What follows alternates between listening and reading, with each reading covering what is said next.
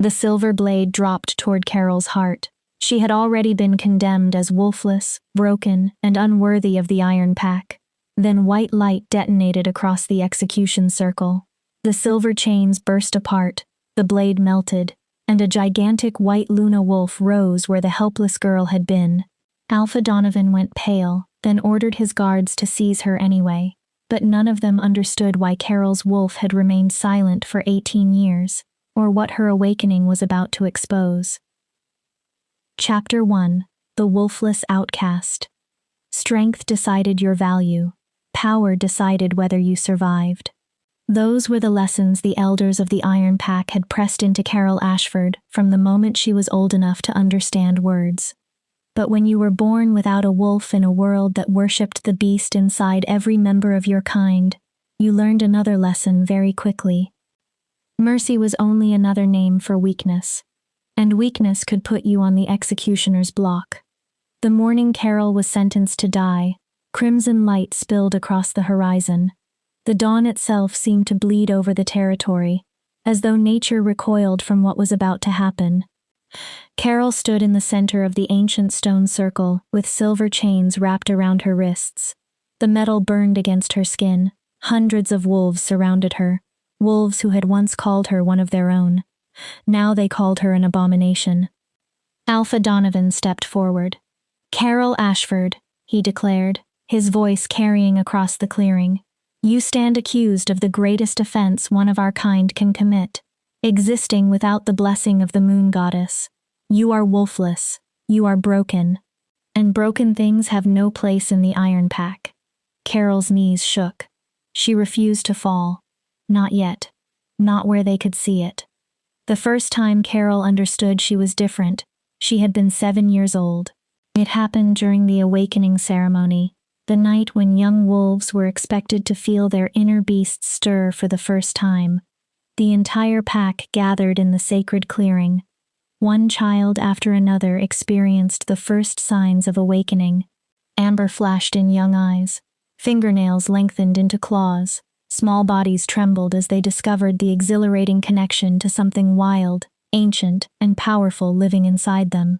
Then Carol stepped into the center of the circle. She waited. 1 hour passed. Then 2. Then 3. Nothing happened. Her mother, Elena, gripped Carol's shoulders so tightly that bruises appeared beneath her fingers. "Focus, Carol. Go deeper. Call your wolf. She's there. She has to be." Carol tried. She searched every corner of herself. She begged silently. She reached for the living presence everyone said should be waiting inside her. There was nothing. Only silence. An empty place where every other wolf seemed to possess another heartbeat. By midnight, Elena finally stopped telling her to try again. Old Mother Rena, the Iron Pack's healer, examined Carol afterward. When the normal tests revealed nothing, Rena became increasingly desperate. She gave Carol herbs that left her vomiting for days.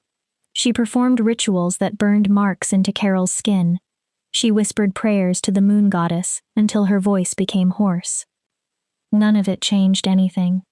At last, Rena looked at the 7-year-old girl with grief in her eyes. "I'm sorry." Carol stared at her. "The child has no wolf," Rena said quietly. "She is incomplete." Incomplete. That was the kindest description Carol would hear for years. Her twin sister, Alyssa, awakened that very same night. Alyssa's wolf was pure silver, beautiful, strong, everything Carol was not. Within a year, Alyssa stopped acknowledging Carol whenever other pack members were nearby. Within 2 years, she had joined the same children who tormented her sister. Wolfless freak. They would circle Carol like predators, surrounding wounded prey. The moon goddess rejected you. Even your own wolf didn't want you. Carol learned how to endure.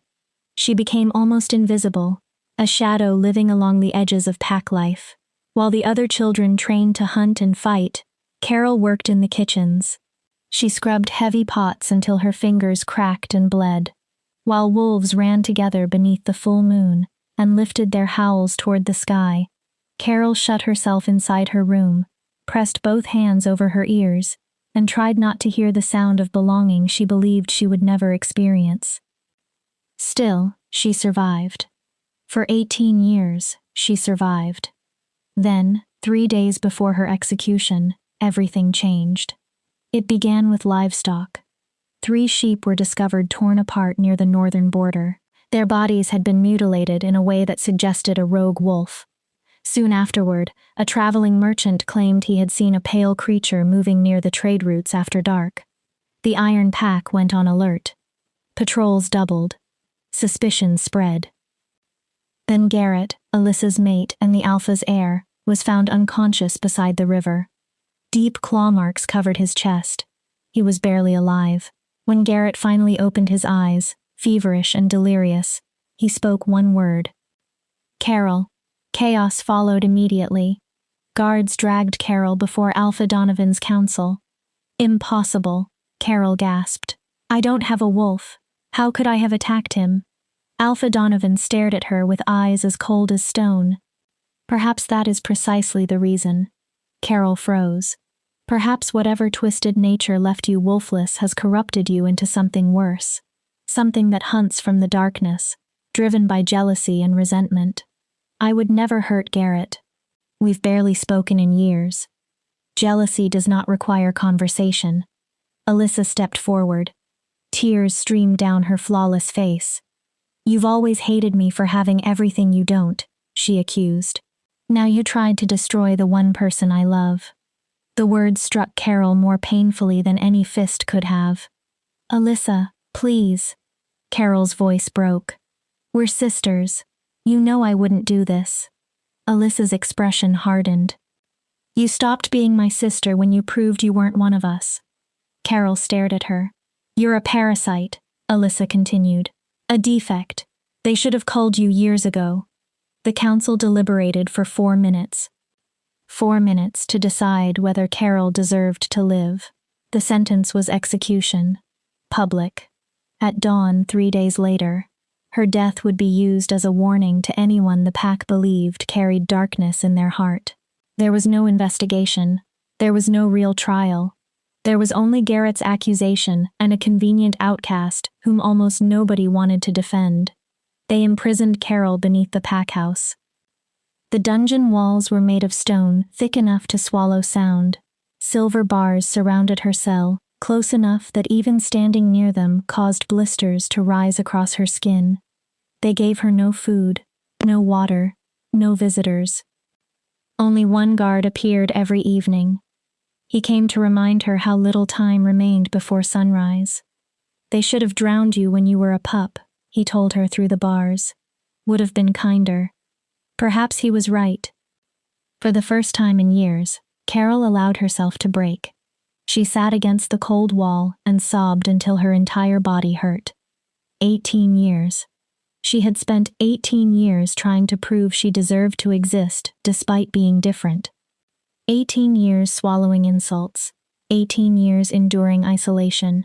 18 years working twice as hard for half the respect. And this was what waited at the end of it. Death. Alone. Condemned for something she had not done. Killed by the only family she had ever known. Carol lifted her face toward the darkness. Moon goddess, she whispered. Her throat felt raw. If you're real, if you ever cared about me, please tell me why. Nothing answered. Why did you make me like this? Why give me a life if all you wanted was for me to suffer? Silence. The same silence that had followed every prayer she had ever offered. The guards came when the sky began to brighten. 6 of them. 6 armed wolves for one powerless girl. They bound her wrists again and dragged her from the dungeon. Carol passed the kitchens where she had spent countless hours working. She passed the training grounds she had watched from the edges. Then she passed her mother's room. The door remained closed. Elena had not visited the dungeon. She had not spoken in Carol's defense. She had not tried to stop the execution. Her own mother had chosen silence. Somehow, that hurt even more than the death sentence. The stone circle was already crowded. Hundreds had gathered to watch the wolfless girl finally disappear. Carol searched the crowd anyway. One friendly face. One person willing to question what was happening. She found none. Even old Mother Rena refused to meet her eyes. Pack members who had sometimes offered Carol a quiet meal or a gentle word now stared through her as though she were already dead. Only one wolf looked at her differently. Darius, Alpha Donovan's younger brother, stood near the edge of the gathering. His silver eyes met Carol's for a brief moment. Something appeared there. Regret. Perhaps doubt. Then he looked away. It didn't matter. One wolf's hesitation could not save her. Alpha Donovan stepped into the circle. Carol Ashford. Carol forced herself to listen. You stand accused of the highest crime our kind can commit, existing without the blessing of the moon goddess. You are wolfless. You are broken. And broken things have no place in the Iron Pack. I'm innocent, Carol said. She hated the tremor in her voice. I never attacked Garrett. I have never hurt anyone. Alyssa moved forward. Your existence hurts all of us. Carol stared at her sister. Alyssa played her role perfectly. The grieving mate, the loyal pack member, the sister who had supposedly endured enough. You remind everyone that even the moon goddess can make mistakes, Alyssa said. That our bloodlines can produce failures. A murmur traveled through the crowd. Carol looked toward Elena. Mom. Her mother's face remained blank. You know me. You raised me. Tell them I couldn't have done this. Elena said nothing. Alpha Donovan raised his voice. The sentence is death by silver blade through the heart, as tradition requires for traitors and rogues. He looked directly at Carol. Do you have any final words? Carol lifted her eyes toward the blood-colored sky. Something inside her shifted, not breaking, opening, like a locked door somewhere deep inside her had suddenly moved for the first time. I forgive you, Carol said. The clearing became still. All of you. She slowly looked around the circle. For convincing me I was worthless, for teaching me to hate myself, for deciding I didn't deserve to live because I wasn't what you considered normal. Then she faced Alyssa. I forgive you most of all, sister. Alyssa's expression changed. Because you'll have to remember this moment for the rest of your life. Carol swallowed. And I won't. For 1 second, guilt, or perhaps shame, flashed across Alyssa's face. Then it disappeared. Alpha Donovan turned toward the executioner. Execute her. Now. Thorne stepped forward. He was enormous, even in human form. In his hands was a silver blade that caught the crimson light of dawn. He moved behind Carol. The weapon rose above his head. Carol closed her eyes. At least it would happen quickly. At least the pain would finally. The blade fell. Something inside Carol screamed. Chapter 2. The Awakening. The blade never touched her. One moment, Carol waited for silver to pierce her heart. The next, the entire world vanished beneath an explosion of white light. It was so bright that thought itself disappeared. Power erupted from somewhere deep inside her. Not the hollow silence she had known for 18 years. This was an inferno. Lightning. Starlight. 1,000 storms trapped inside one body and suddenly released. Carol's eyes flew open. Silver white light burned inside them. She screamed. But the sound that came from her throat did not feel entirely human. Something ancient answered through her. Something wild. Something that had been sleeping in the deepest part of her soul, waiting for this exact moment. The silver chains around Carol's wrists shattered. Thorne's blade melted in his hands. Liquid silver spilled onto the stone. The executioner stumbled backward, terror replacing every trace of confidence. Then Carol's body began to transform. Bones cracked and reformed. Her skin rippled. White fur burst across her body. Not ordinary white fur, but fur that seemed to glow from within. Her spine reshaped. Her face lengthened. Silver bright teeth filled a powerful muzzle. The transformation lasted only seconds. To Carol, it felt endless. Every cell in her body seemed to rewrite itself. When the light finally settled, Carol stood on 4 legs inside the execution circle. The entire iron pack recoiled. She was enormous, larger even than Alpha Donovan's wolf, nearly 6 feet tall at the shoulder. Pure white fur covered her massive body, threaded with silver markings that seemed to flow like liquid moonlight. Her eyes burned silver white, ancient, terrible, beautiful, but the most impossible sight hovered above her head. A perfect full moon, visible even beneath the light of dawn. An ancient manifestation described only in legends. The mark of a Luna wolf. Alpha Donovan's face lost all color. Impossible. Carol turned toward him. Luna wolves are extinct, he whispered. They disappeared centuries ago. Yet one stood directly in front of him, alive, power radiating from her until the air itself seemed charged. Carol looked down at her enormous white paws. Then she felt someone else inside her mind. A presence. New, yet strangely familiar. A voice that seemed both ancient and young. Finally. Carol froze. The voice sounded satisfied. I thought we were never going to wake up. Who are you? Carol asked inside her mind. The answer carried amusement. Who do you think? Carol didn't understand. I'm you. The voice softened. The part of you that has been sleeping because you weren't ready. Because we weren't in enough danger. Carol stared through silver white eyes at the stunned pack. The wolf wakes when her human needs her most. The voice almost purred.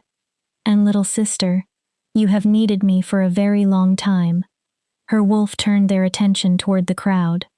Only minutes earlier, those same wolves had wanted Carol dead. Now terror and disbelief held them motionless. Alyssa had fallen to her knees.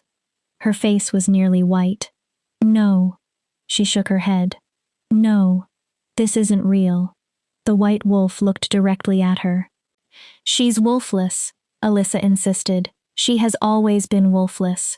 This has to be some kind of trick. Carol's wolf narrowed her glowing eyes. Should we show her what a trick looks like? There was danger beneath the question. No, Carol answered immediately. Anger burned inside her. Betrayal burned even hotter. But she refused. We are not like them. We don't kill someone simply because we have the power. Her wolf sighed. Pity. Then she softened. But you're right. Carol felt the agreement between them. We're better than that. The white wolf lifted her head and howled. The sound that tore across the clearing was unlike any howl the Iron Pack had ever heard. It did not merely reach their ears. It moved through them, into bone, into blood, into the soul. It carried command, warning, promise. The howl traveled across the territory and beyond, announcing to anything capable of understanding it that something ancient had awakened, and the world needed to pay attention. When the sound faded, absolute silence remained. Alpha Donovan recovered first. His face hardened. Seize her. The guards stared at him. Whatever she is still a traitor. We can study this phenomenon after she is dead. Nobody moved. Every instinct inside the guards warned them not to approach the glowing white beast standing in the execution circle. Donovan's expression twisted with fury. I said seize her. His alpha command struck the clearing like a whip. Under normal circumstances, wolves of his pack would have been forced to obey. Carol felt the command touch her, then slide away. Nothing happened. Her wolf sounded fascinated. Interesting. Carol remained perfectly still.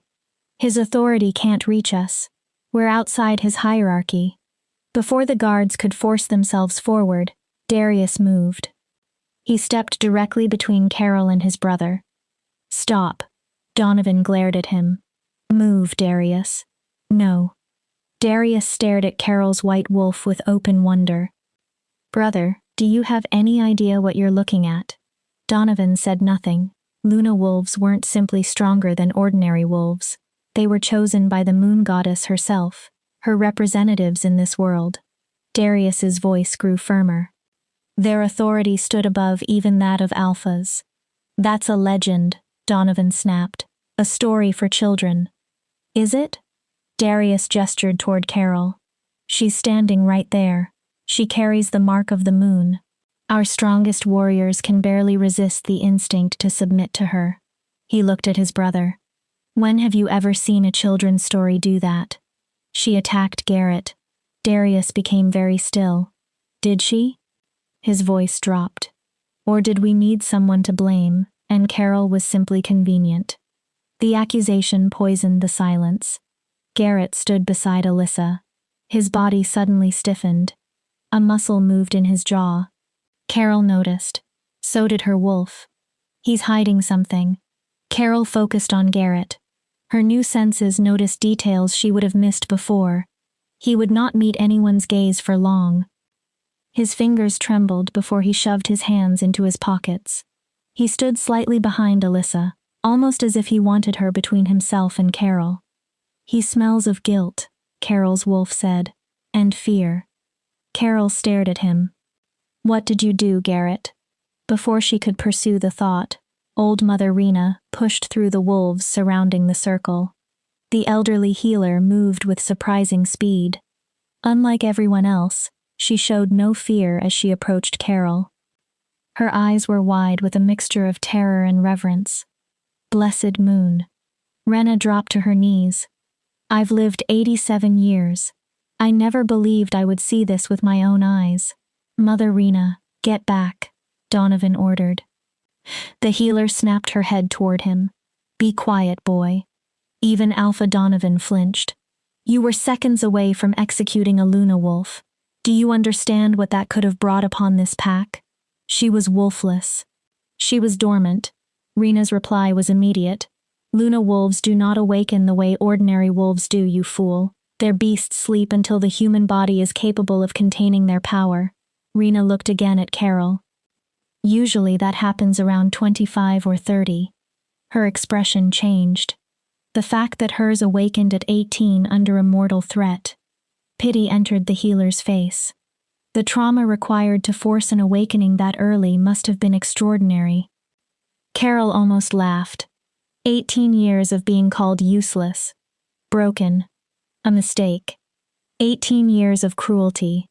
Isolation. Rejection. Being told she had no right to exist. Yes. The trauma had been extraordinary. We should leave, her wolf said. Carol hesitated. These wolves don't deserve us. They tried to kill us. We owe them nothing. Where would we go? We'll learn. Her wolf's answer was simple. The world is larger than this pack, little sister. And now we are finally strong enough to see it. Carol stepped backward, away from the execution circle, away from the wolves who had come expecting to watch her die. Wait, Darius moved toward her. Carol, please, don't leave like this. The pack owes you. Carol opened her mouth. Her wolf spoke aloud. The pack owes me nothing. Gasps swept through the clearing. Luna wolves could speak human words even while shifted. Another ability from the old stories. Carol's voice now carried strange harmonics that made the air tremble. You owed me something 18 years ago, when I was a child who needed protection. Her glowing gaze passed over them. You owed me something every day after that, when I worked, served, and begged for acceptance that should have been mine from birth. Wolves lowered their eyes. You owed me something 3 days ago, when you sentenced me to death without proof and without a trial, because killing the outsider was easier than questioning your precious heir. Garrett went pale. But you gave me nothing. Carol's voice hardened. So I owe you exactly the same. Nothing. Elena finally pushed through the crowd. Carol! Tears streamed down her face. Baby, I'm sorry. I'm so sorry. I was frightened. I didn't know what to do. Carol stared at her. You were my mother. Her voice became quieter. That made the pain inside it worse. You were supposed to protect me. You were supposed to believe me. When everyone else stepped away, you were supposed to stand beside me. Elena sobbed. But you chose silence. Carol's gaze hardened. You chose them. A pause. So now I choose myself. Elena collapsed. Carol felt no strength left for comforting her. She turned toward the forest, then stopped. A stranger stood at the edge of the clearing. Nobody had noticed him arrive during the chaos. But now that Carol saw him, she could not understand how anyone had missed him. Power rolled from the man, so much that Alpha Donovan suddenly seemed weak by comparison. He was tall and broad-shouldered. Midnight black hair framed a hard, striking face. His eyes shone gold, the unmistakable mark of a powerful alpha in his prime. Dust covered his traveling clothes. He stared at Carol with absolute shock. "Blessed moon," he whispered. The prophecy was true. Donovan immediately turned toward him. "Who are you?" His voice no longer carried the confidence it had before. The stranger's presence affected every wolf around him. Even Iron Pack warriors fought an instinctive urge to expose their throats. The man never took his golden eyes from Carol. Rowan Blackthorn. He took one step forward. Alpha of the Northern Territories. Then his words changed everything again. "And I have been searching for her for 3 years." Carol's wolf tensed. After everything she had survived, she had no intention of walking blindly into another trap. "Easy," Carol warned her wolf internally. "Let's hear him first." The white wolf stared at Rowan. "You were searching for me?" "Yes." "Why?" Relief softened Rowan's eyes. "Because 3 years ago, the moon goddess appeared to me in a vision." The clearing went silent. "She told me the last Luna wolf would awaken during my lifetime. She told me that my pack's survival, and possibly the survival of all wolfkind, would depend on finding her." Rowan raised his hands, showing he meant no threat. "She said the Luna wolf would be broken before becoming whole, rejected before being accepted, that she would rise from an execution and become one of the most powerful wolves in generations." Carol listened carefully. Rowan lowered his voice. "She also told me that when I found you, I was to offer what no one else ever had." He looked directly at her. A choice. Then Rowan Blackthorn lowered himself onto one knee before her. He bowed his head. "Carol Ashford, Luna wolf blessed by the moon goddess, I offer you sanctuary in the Northern Territories." Carol did not move. "Not beneath me," Rowan continued. "Beside me. Not as a subordinate, but as an equal. Not simply as another pack member, but as a partner in protecting our kind from what is coming." Darius frowned. "What is coming?" Rowan rose. His expression became grim. "Rogues are organizing. Hunters have developed weapons capable of killing wolves despite our healing." He paused. "And something older is waking." An uneasy murmur moved through the Iron Pack. 3 packs near our borders have gone completely silent during the last 6 months. Carol's ears turned toward him. Every wolf vanished. No bodies, no survivors. The clearing grew colder. "The prophecy says a Luna wolf is the only one capable of standing against what is coming." Rowan looked at Carol. "I don't know exactly what that means." His voice softened. "But I do know you deserve more than what this pack gave you. I'm offering you the chance to discover what you are somewhere that will not punish you for existing." Carol and her wolf considered the choice together.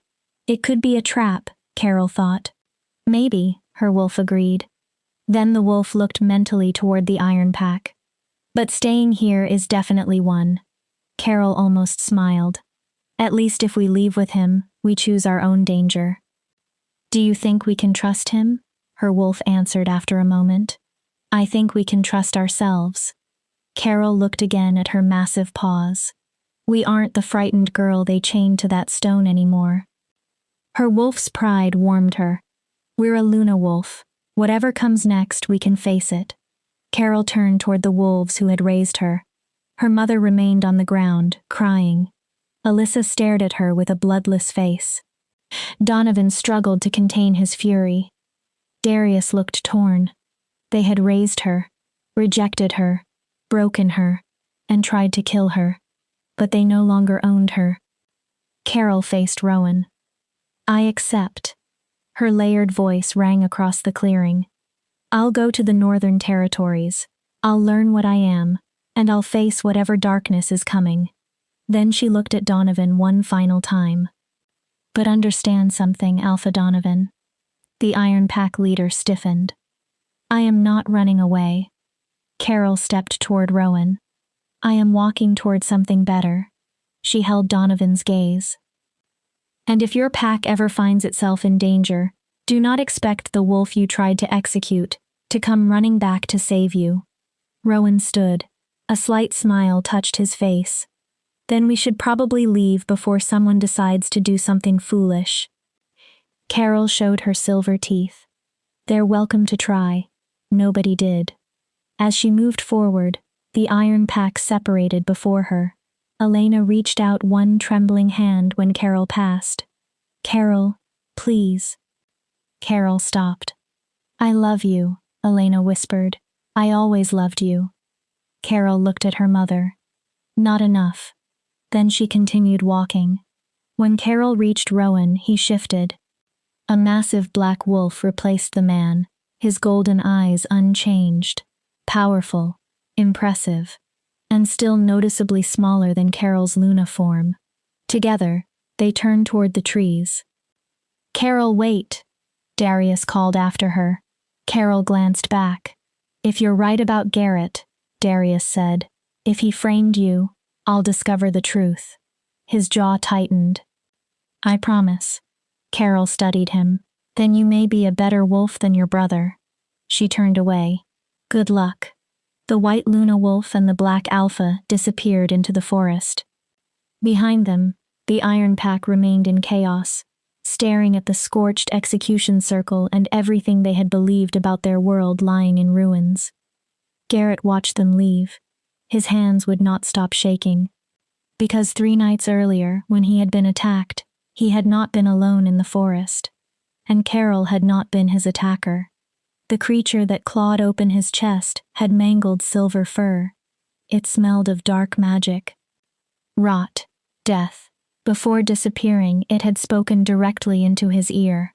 "Tell anyone what you really saw, pup, and we'll return for your mate." Garrett had frozen in terror. "Stay quiet. Blame the convenient scapegoat, and your beautiful Alyssa lives." Then the creature had offered him a choice. Garrett chose silence. He chose to let an innocent girl die because he believed it would protect the woman he loved. He had thought it was finished. But watching Carol vanish into the forest, radiating more power than any wolf he had ever seen, Garrett finally understood something with cold, creeping horror. It was only beginning. Whatever lived in that darkness had wanted Carol dead before she awakened. It had failed. Now, for the first time in 300 years, a Luna wolf walked the earth. And a powerful Alpha who believed in prophecies walked beside her. Garrett closed his eyes. He prayed that when the darkness finally came, Carol would somehow forget what the Iron Pack had done to her. Deep inside, he already knew she would not. Chapter 3. The Northern Territories. Carol and Rowan ran for 3 days. Not because they were fleeing. Carol barely felt exhaustion in her newly awakened Luna form. They ran because the wilderness called to something inside her, and for the first time in her life, she was free to answer. Rowan guided her through lands Carol had never seen. They raced beneath ancient trees so dense that sunlight barely reached the forest floor. They crossed clear rivers, leaped ravines that would have terrified Carol in human form, climbed mountains that seemed to touch the sky. Her wolf loved every second. "This is what they took from us," she whispered inside Carol's mind as they reached another ridge. Wind carried the scent of pine, stone, and open wilderness. 18 years of this, running, hunting, living. "We're living now," Carol answered. Her wolf agreed fiercely. They stopped only when necessary to rest and hunt. Carol quickly discovered that hunting felt as natural as breathing. Her senses were astonishing. She could hear a rabbit's heartbeat from nearly 100 yards away. Her speed made catching prey almost effortless. and when she killed, her wolf guided her with clean efficiency. "We thank you for your sacrifice," the wolf murmured after every hunt. The words seemed to come from some ancient instinct. "May your spirit run freely in the moon goddess's eternal hunt." Rowan watched Carol often. His golden eyes were observant, but he asked no questions and demanded nothing. He simply led. Carol followed when she wished. On the afternoon of the third day, they entered the Northern Territories. Carol sensed the difference immediately. The mountains rose higher here, many crowned with snow despite the late summer. But it was more than geography. Power lived in this land. The air itself seemed charged. Carol's fur lifted. "This place is old," her wolf said. "Can you feel it?" Carol could. Energy pulsed beneath her paws like another heartbeat. Ancient, patient, immense. Rowan shifted into human form. Carol followed. It was her first time returning to human shape since the execution. She expected pain. Instead, the transformation happened smoothly. Her body seemed to remember exactly what to do. Seconds later, Carol stood upright again, naked and covered in a thin layer of sweat. Now she could properly see where they had arrived. The Northern Territory looked nothing like the carefully controlled lands of the Iron Pack. This was wilderness. Towering pines, black cliffs, violent waterfalls. In the distance, Carol saw a settlement built into a valley. Even from far away, it looked less like wolves pretending to be ordinary humans, and more like a fortress carved into the mountain. "It's different from what you're used to," Rowan said. He retrieved clothes from a supply cache near the border and tossed Carol a shirt and pants. "We don't pretend to be human here." Carol dressed. "We embrace what we are." "How many wolves live here?" "About 300 in the main pack." Rowan began walking. "Another 100 live throughout the territory in smaller communities. We're the largest pack in the northern region." His expression darkened. "That's one reason the disappearances have everyone nervous. Tell me what happened." 6 months ago, Frost Creek went silent. Around 50 wolves, mostly families. Carol listened closely. "We initially thought they had moved or separated, although packs rarely disappear without telling their neighbors." Rowan's jaw tightened. "Then Silver Ridge disappeared 3 months ago." "How many?" 70. Carol stopped. 70 wolves vanished overnight. No bodies, no evidence of a battle. Their territory was simply empty. Rowan looked out over the mountains. 2 months ago, we sent scouts."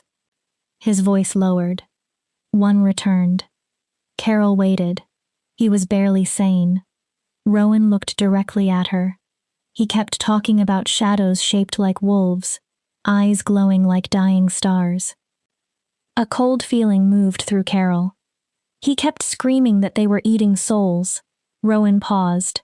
Then he threw himself from a cliff. Carol stared at him. "And you think whatever did that is connected to me?" "To Luna wolves?" The moon goddess's vision was clear. Rowan spoke quietly. "She showed me packs disappearing into darkness, something ancient waking, something older than our kind." His golden eyes fixed on Carol. "And she showed me a white wolf standing against it. The only light surrounded by an ocean of shadow." Carol swallowed. "I've been a Luna wolf for 3 days." She looked down. "Before that, I was the weakest member of my pack." "No." Rowan's response was immediate. Carol looked at him. "Before that, you survived 18 years of cruelty and isolation." His expression hardened. "You remained human, while everyone around you tried to make you hate yourself." Rowan shook his head. "That isn't weakness, Carol." His voice softened. "That may be the strongest thing I've ever heard." Carol felt those words hit somewhere deep inside her. A wound she had not realized was still open. Rowan started down the path again. "Come on, let's get you inside before dinner." He glanced back. "And one warning." "What?" "They're going to be intense about meeting you." That was an understatement. The Northern Pack's main hall had been built directly into the mountainside. Half natural cavern, half-fortress. Stone pillars supported a ceiling that seemed impossibly high. Carol followed Rowan through the massive doors. Every conversation stopped. Hundreds of wolves turned toward her. Carol instinctively prepared herself for contempt. Instead, she saw awe, curiosity, and something she had almost never seen directed toward her before: hope. Several older wolves lowered themselves onto one knee. Carol became instantly uncomfortable. "Please don't do that."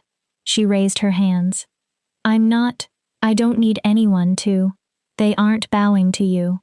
An elderly woman emerged from the crowd. Her hair was white. A twisted wooden staff supported one hand.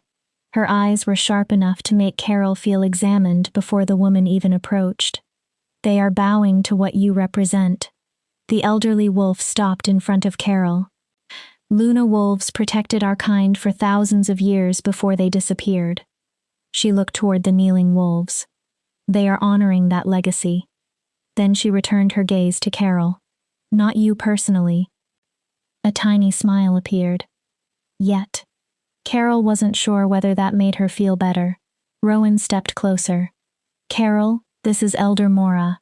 She is our historian and spiritual leader." He nodded toward the woman. "If anyone alive understands Luna wolves, it's her." Mora circled Carol slowly. "Dormant for 18 years." Her eyes narrowed.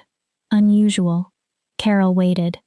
Most Luna wolves begin manifesting around 10, although their power does not fully mature until the middle of their 20s. Mora stopped. "What kept yours sleeping?" "I have no idea." Carol shrugged. "The healer in the Iron Pack said I had no wolf." "The Iron Pack's healer was an idiot." Carol blinked. Mora continued without apology. "Luna wolves exist on a different spiritual frequency. Ordinary examinations cannot detect them." She struck her staff lightly against the floor. "They are not pack wolves. They are goddess-touched." Her gaze sharpened. "Divine instruments housed in mortal flesh." Carol did not particularly like the word instruments. Mora seemed to notice. "The more important question is why your wolf awakened during an execution. Why is that strange? Luna wolves usually awaken gradually through meditation or intense spiritual connection." Mora's expression darkened. "Violent emergencies generally kill the human host before the wolf can surface." Carol gave a dry smile. "Maybe I'm more stubborn than most hosts." For a second, amusement appeared on Mora's face. "Perhaps." Then the elder grew serious again. "Or perhaps the moon goddess decided you had suffered enough." Carol almost laughed bitterly. "The goddess works in ways we rarely understand," Mora continued. "But cruelty without purpose is not her habit." "Could have fooled me," Carol thought. Her wolf stirred. "She gave us power when we needed it most." Carol listened. "She let us survive until our body could contain me." The wolf sounded defensive of the goddess. "That isn't cruelty." "What is it?" "Strategy." Before Carol could argue, the crowd shifted. A copper-haired girl pushed through. She looked around 16, with freckles scattered across her cheeks. "Is it true you glowed?" Carol stared. The girl barely paused for breath. "During your transformation, everyone says you lit up like the moon and shattered silver chains without touching them." "Sarah." Rowan gave the girl a warning look. "Manners." Carol surprised herself by smiling. "It's fine." Sarah's enthusiasm felt refreshing after prophecies and executions.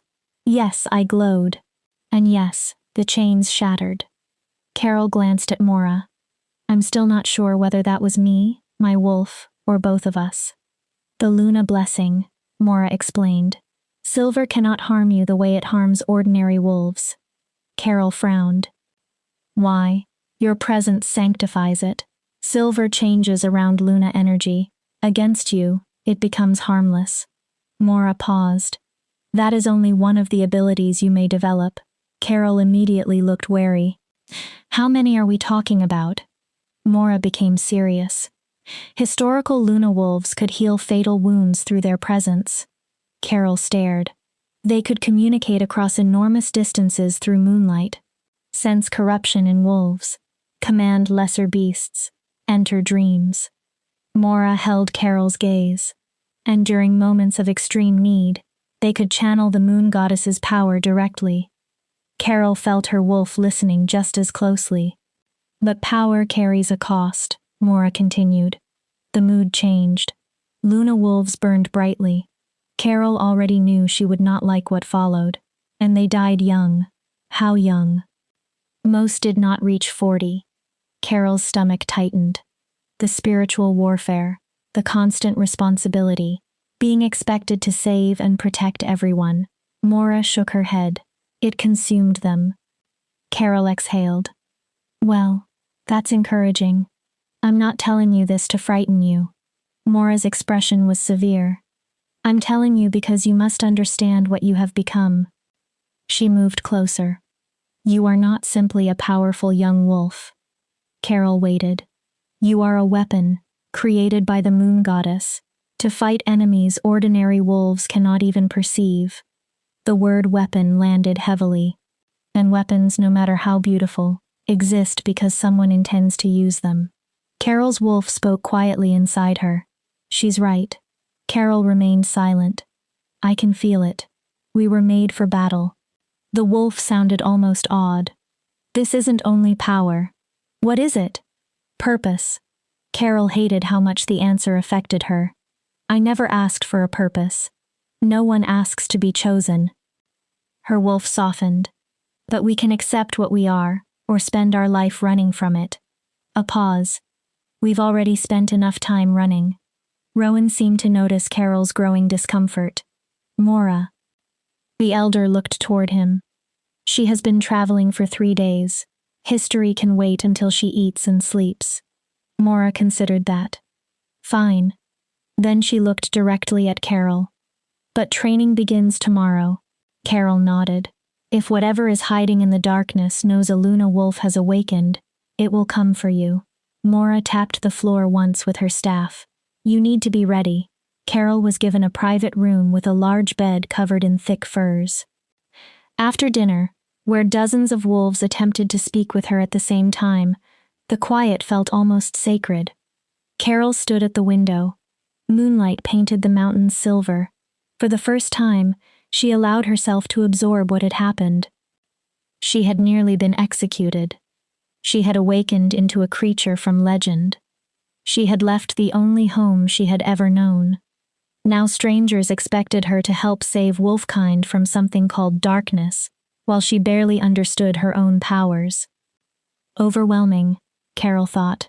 Terrifying, her wolf agreed. A beat passed. But maybe exciting? Carol almost laughed. For the first time, we have something besides survival. Her wolf sounded thoughtful. We matter. We always mattered. Did we? The question came gently. Or did we only tell ourselves that because admitting otherwise hurt too much? Carol had no answer. A knock came at the door. She opened it. Rowan stood outside carrying 2 steaming cups. I thought you might need this. He handed one to her. Chamomile tea. Honey, it helps after difficult transformations. Carol accepted it. Thank you. For a moment, neither spoke. Then Rowan leaned against the wall. I know this is a lot. Carol looked at him. You never asked for any of it, and I'm asking you to trust strangers because of a prophecy you have no reason to believe. His expression became open. But I want you to understand something. Carol waited. You are safe here. The words made her chest tighten. Not because you're a weapon, not because you're some prophesied savior. Rowan's golden eyes held hers. Just because you're Carol. Her grip tightened around the cup. A wolf who went through hell and deserves time to discover who she is, without everyone deciding for her. Something painful opened inside Carol. Why? Rowan frowned. Why do you care? Carol's voice became rough. You don't know me. Maybe the Iron Pack was right. Maybe I am dangerous. Rowan was quiet. Then he answered. The moon goddess showed me more than the prophecy. Carol looked up. In that vision 3 years ago, she showed me your life. Carol stopped breathing for a moment. She showed me every rejection, every act of cruelty. Rowan's jaw clenched. Every time a child begged to belong and received nothing. Carol looked away. She told me that if I ever found you, I needed to give you the one thing nobody else had. Rowan's voice softened. A choice. He gestured toward the room around her. So here it is. Carol looked back. You can train with Mora, learn your abilities, prepare to face whatever is coming. He paused. Or you can rest, heal, spend time figuring yourself out and decide later. Carol searched his face. Either way, this can be your home for as long as you want it. She looked for the hidden condition, the manipulation, the price. She found none. I'll train. The answer surprised even her. Rowan waited. Not because of the prophecy. Carol straightened. And not because I think I'm special. Her voice hardened. I'll train because I spent 18 years powerless. She met his eyes. And I never want to feel that helpless again. Rowan nodded. Then we begin tomorrow. He turned to leave. Rest, Luna Wolf. At the doorway he paused. For whatever it's worth. Carol looked toward him. I think the moon goddess chose well. He left. Carol stood beneath the moonlight, with something inside her she had nearly forgotten how to recognize. Hope. Tomorrow would bring training. Warnings. Prophecies. Stories of shadows that consumed souls. But that night, for the first time in 18 years, Carol fell asleep wondering whether she might finally be exactly where she belonged. Chapter 4. Training in Shadows. Dawn came cold over the northern territories. Carol woke to someone pounding against her door hard enough to shake the hinges. She stumbled from bed and opened it. Sarah stood outside, grinning. Training starts in 20 minutes.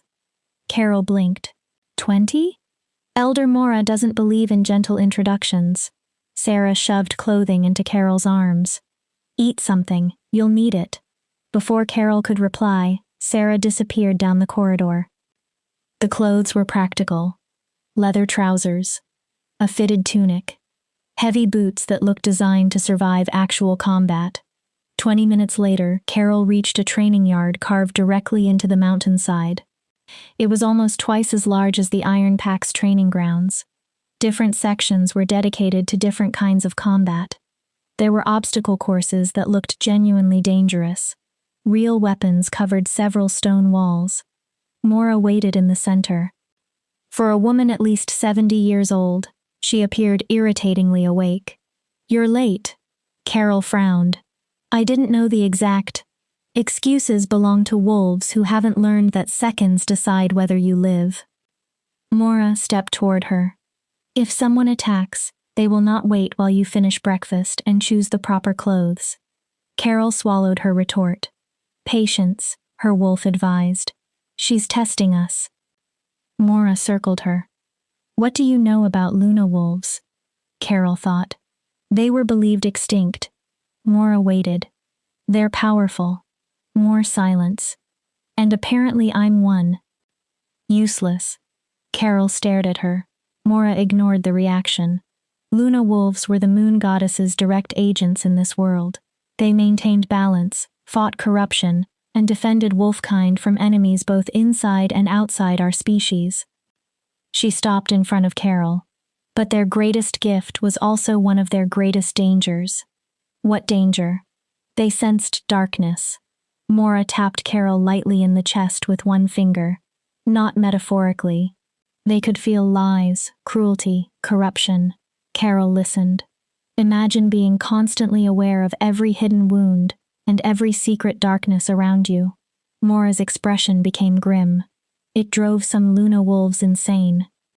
Carol grimaced. That sounds terrible. It was. Mora stepped away. That is why mental discipline matters as much as physical training. She pointed toward the yard. You aren't only learning how to fight.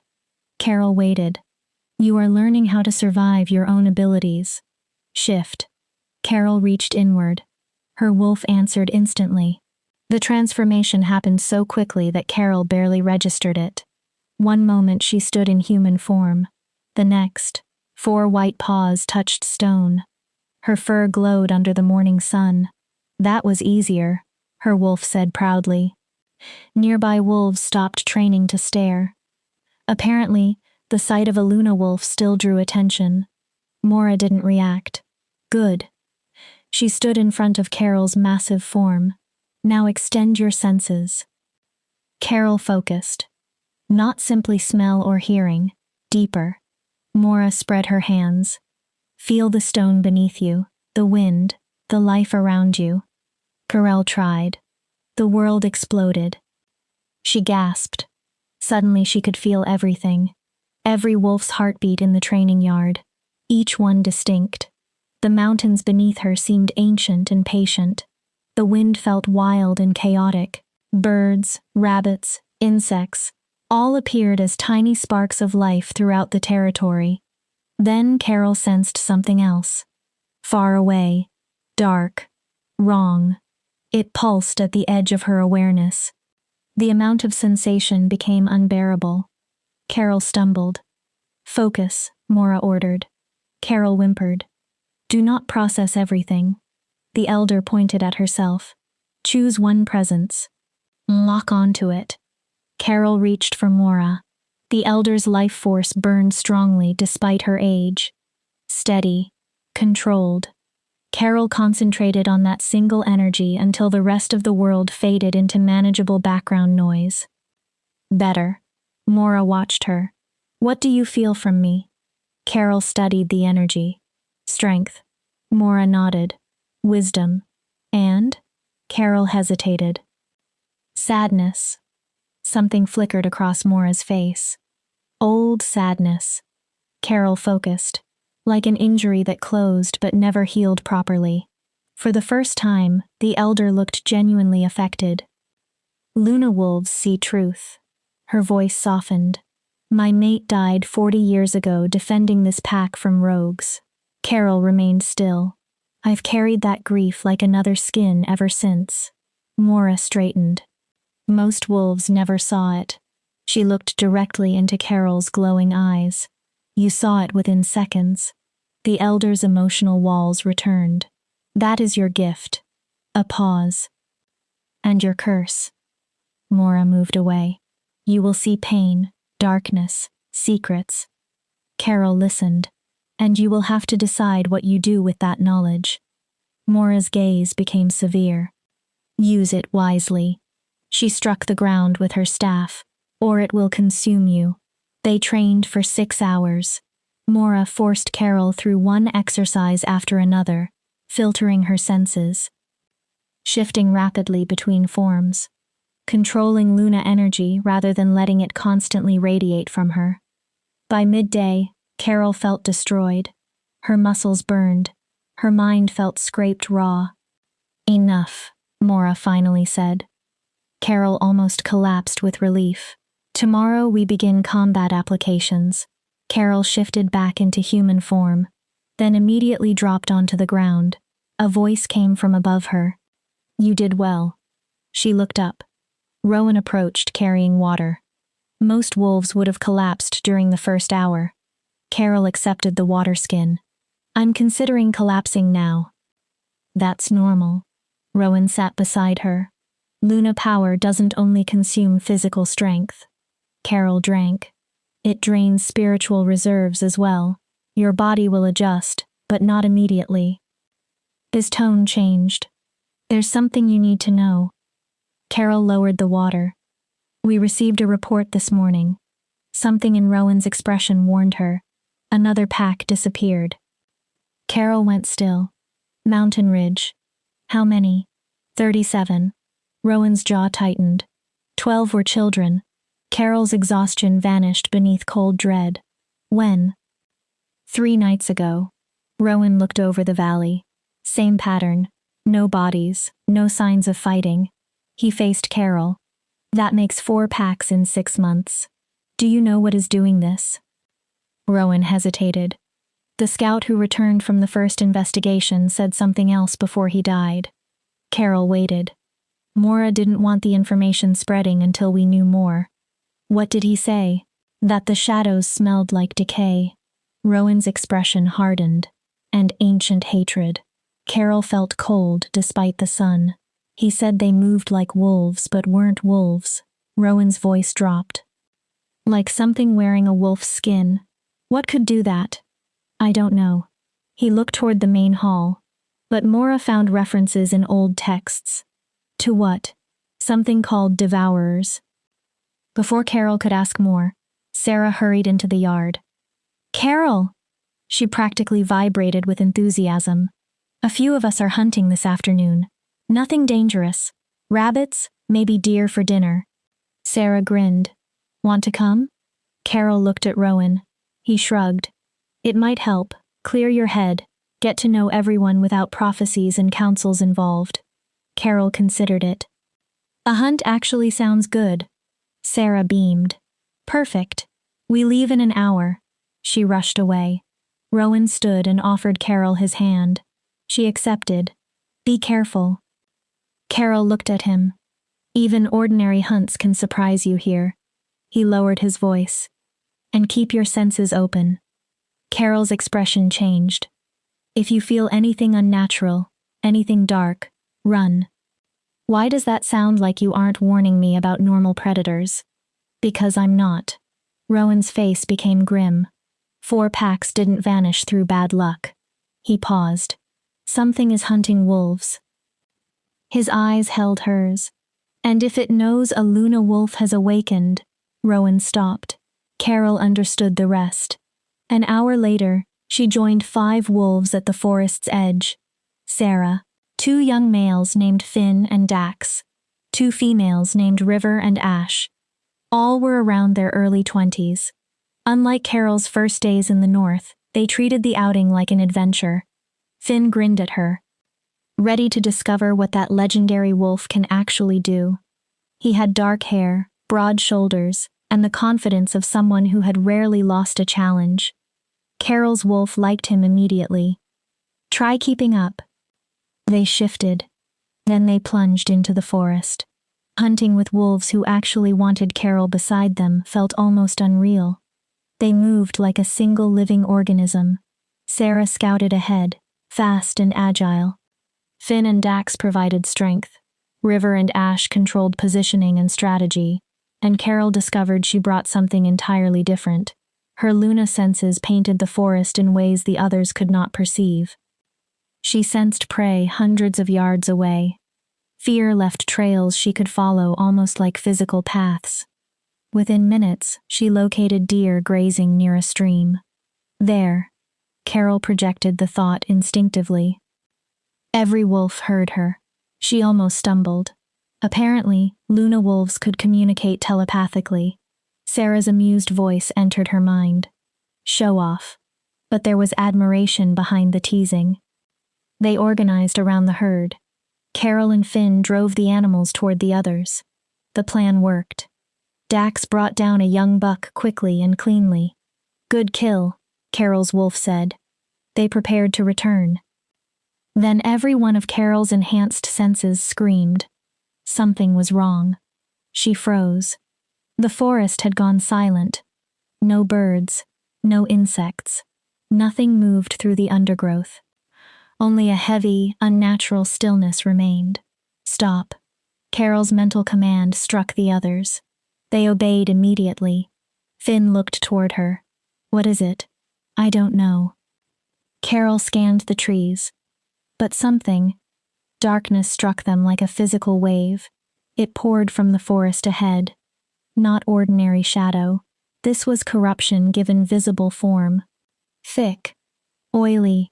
Alive. Carol's Luna sight revealed it clearly. Twisted energy moved like black smoke. Hungry. Malevolent. Shapes formed within it. They resembled wolves. Almost. Their eyes glowed sickly green. Their bodies shifted constantly as though they could not completely maintain physical form. Carol's wolf reacted before her human mind finished understanding. Run. The others did not argue. They abandoned the deer. The 6 wolves raced toward northern territory. Behind them, the shadow creatures followed. Carol sensed them gaining. They were faster than ordinary wolves. They never tired. Their hunger reached toward the fleeing pack like invisible hands. One lunged at Sarah. Its jaws opened far wider than any natural wolf's should. Carol turned instantly. She threw herself between Sarah and the creature, then roared. The sound became power. Luna energy exploded from her voice. The shadow wolf flew backward. Its scream sounded like glass breaking beneath something impossibly vast. Where Carol's energy touched the creature, darkness disappeared. Nothing existed beneath it. Carol finally understood. It wasn't a creature covered in darkness. It was darkness, given shape, given hunger. Keep running, Carol ordered. I'll stop them, Finn snarled. We don't abandon pack members. I'm not pack yet. Carol stared at him. I'm the Luna Wolf. Her white fur began radiating stronger light. This is what I was made for. She released her authority. Go. The command left no room for debate. The others ran. Carol turned. 5 shadow wolves emerged around her. They began to circle. Testing. Waiting. Her wolf took control of their stance. Well. There was grim humor in her voice. I suppose we're about to discover what Luna wolves can do in a real fight. Carol watched 5 impossible predators close in. Any suggestions? Yes. What? Don't die. Carol almost laughed. That would be embarrassing. The 5 creatures attacked together, and Carol discovered that her most powerful weapon was neither fang nor claw. It was light. Chapter 5. Light Against Darkness. Silver-white radiance detonated from Carol's body. She did not consciously summon it.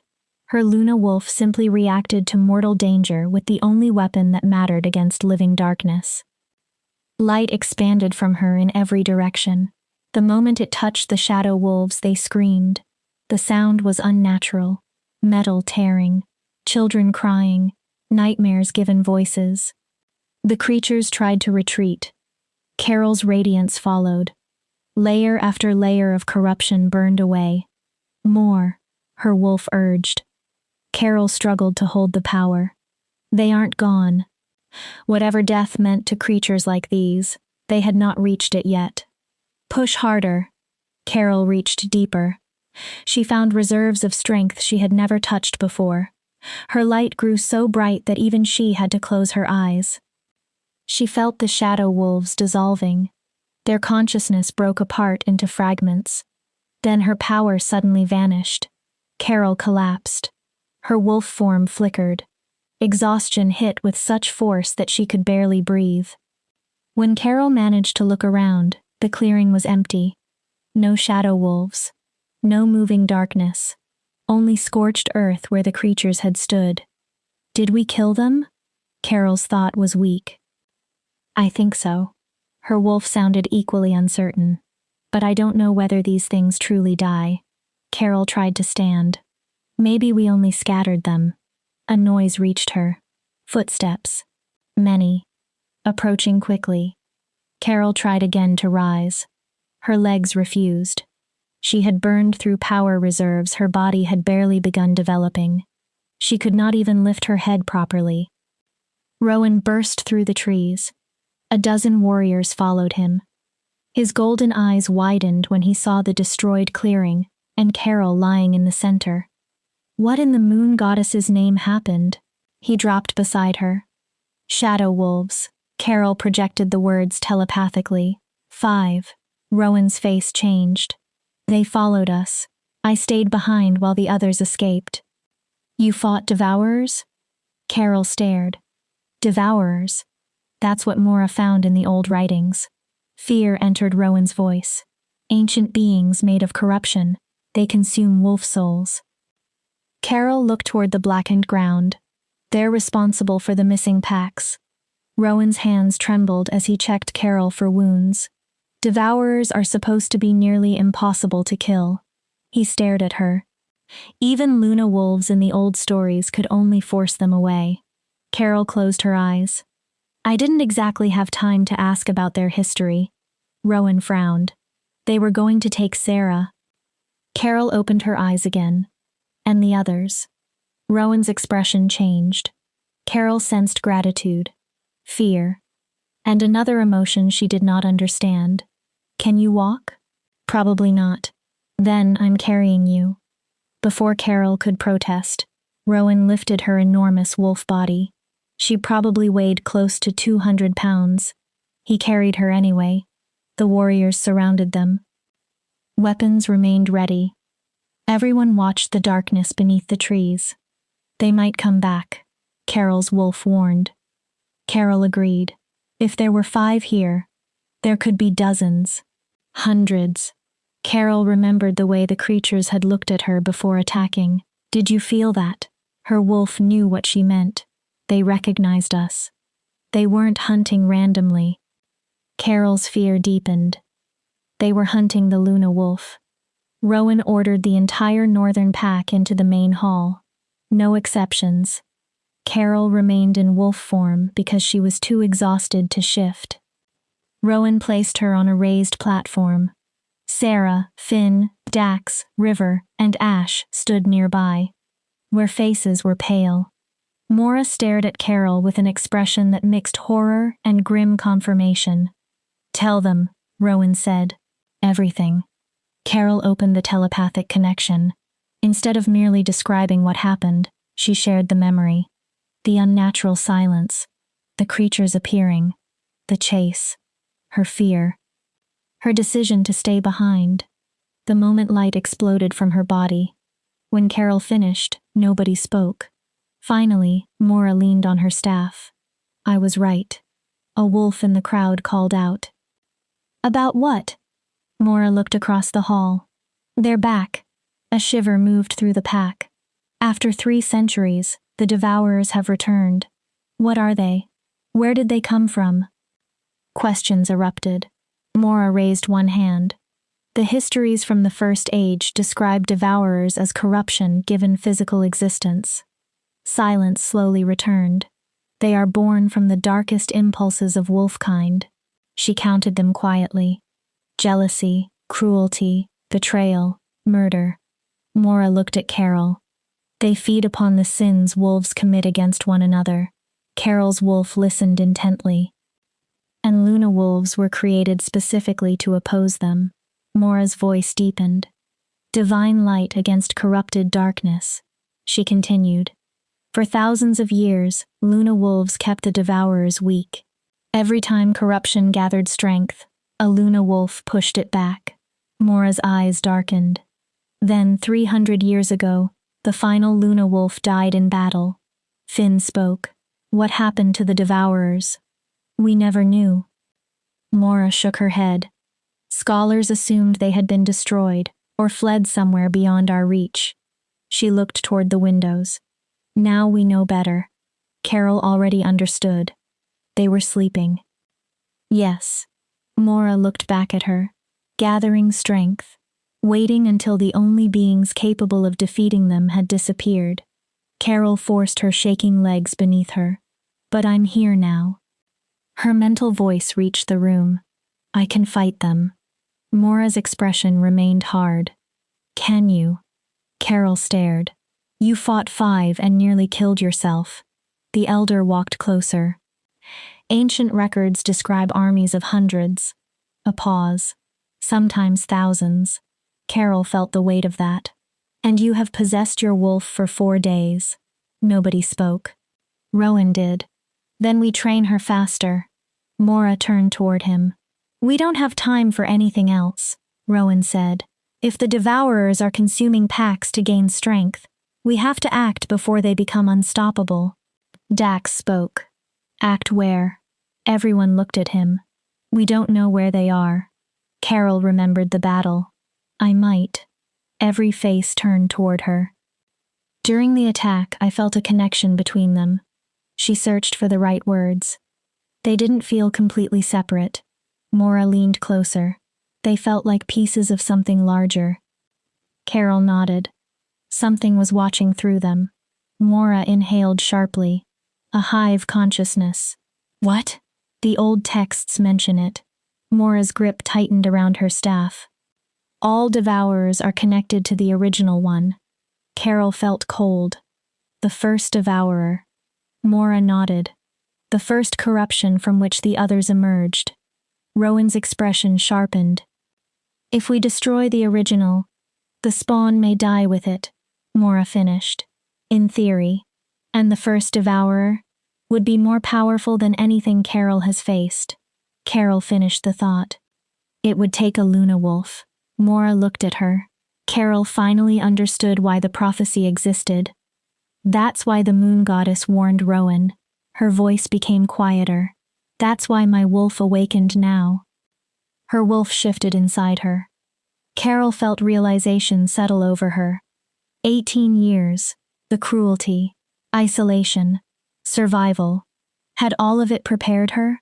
She had thought herself abandoned. Now another possibility emerged. The moon goddess had been forging her. I hate that this makes sense, Carol told her wolf privately. Her wolf's answer was gentle. A reason doesn't erase what happened. Carol listened. But maybe it allows us to use that pain. For what? To keep someone else from suffering the same way. Rowan stepped into the center of the hall. His alpha presence immediately commanded attention. Here is what happens now. Everyone listened. Carol trains with Mora every day. Mora nodded. Combat, control, power development. Rowan continued. We fortify every border. Patrols double. We establish early warning systems. He looked toward his warriors. And we send scouts in every direction until we understand where the devourers are gathering. Then Rowan turned toward Carol. When you are ready. He deliberately emphasized the words. And only when you are ready. Carol met his eyes. We hunt the first devourer. The hall went completely still. We end this permanently. His voice strengthened. Until then, we survive. We protect one another. Wolves began nodding. And we give our Luna wolf enough time to become what she was meant to be. The northern pack answered with howls. Not submission. Unity. These wolves had known Carol less than a week, yet they had chosen to believe in her. It should have felt like another burden. Instead, it felt like something else. Belonging. This, Carol realized, is what a pack is supposed to be. Not wolves deciding what you must become. Wolves believing in what you could become. Mora approached before the gathering dispersed. Rest tonight. Carol nodded. Tomorrow the real training begins. That wasn't real? Mora almost smiled. Today was basic. Carol groaned mentally. Tomorrow is combat preparation.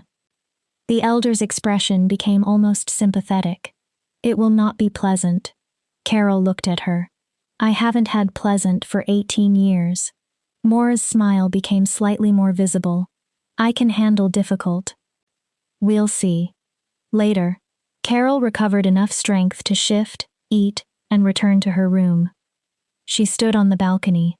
Moonlight rose over the mountains. Somewhere beyond those peaks, devourers were feeding on stolen souls. Growing stronger, preparing for war. Somewhere deeper in the darkness waited the first devourer, the ancient enemy that had killed Luna wolves before her. Carol should have been terrified. Instead, she felt certainty. Every cruel word, every rejection, every lonely night, all of it had shaped her into someone who knew how to survive.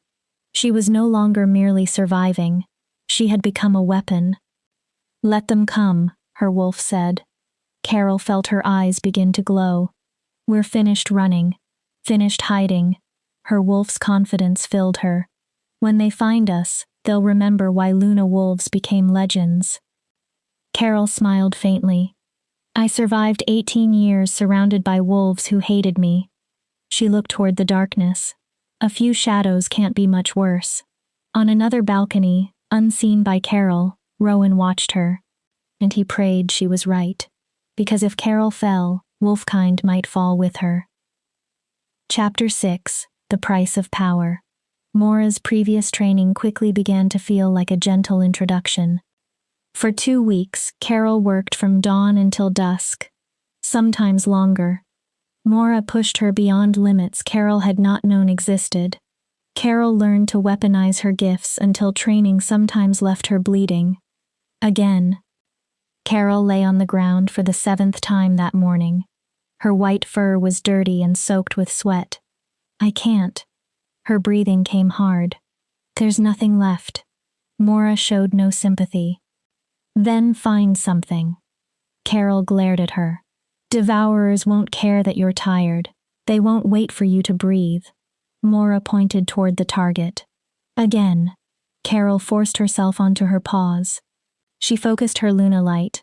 Instead of allowing it to explode in every direction, she compressed it into a narrow beam. The reinforced training target glowed white-hot, then shattered. Better, Mora said. Carol almost collapsed. But you telegraphed your attack 3 seconds before releasing it.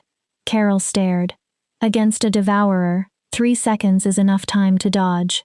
Mora crossed her arms. Or kill you. How am I supposed to hide that much energy? Figure it out. Carol's ears flattened. I can teach principles. Mora turned away.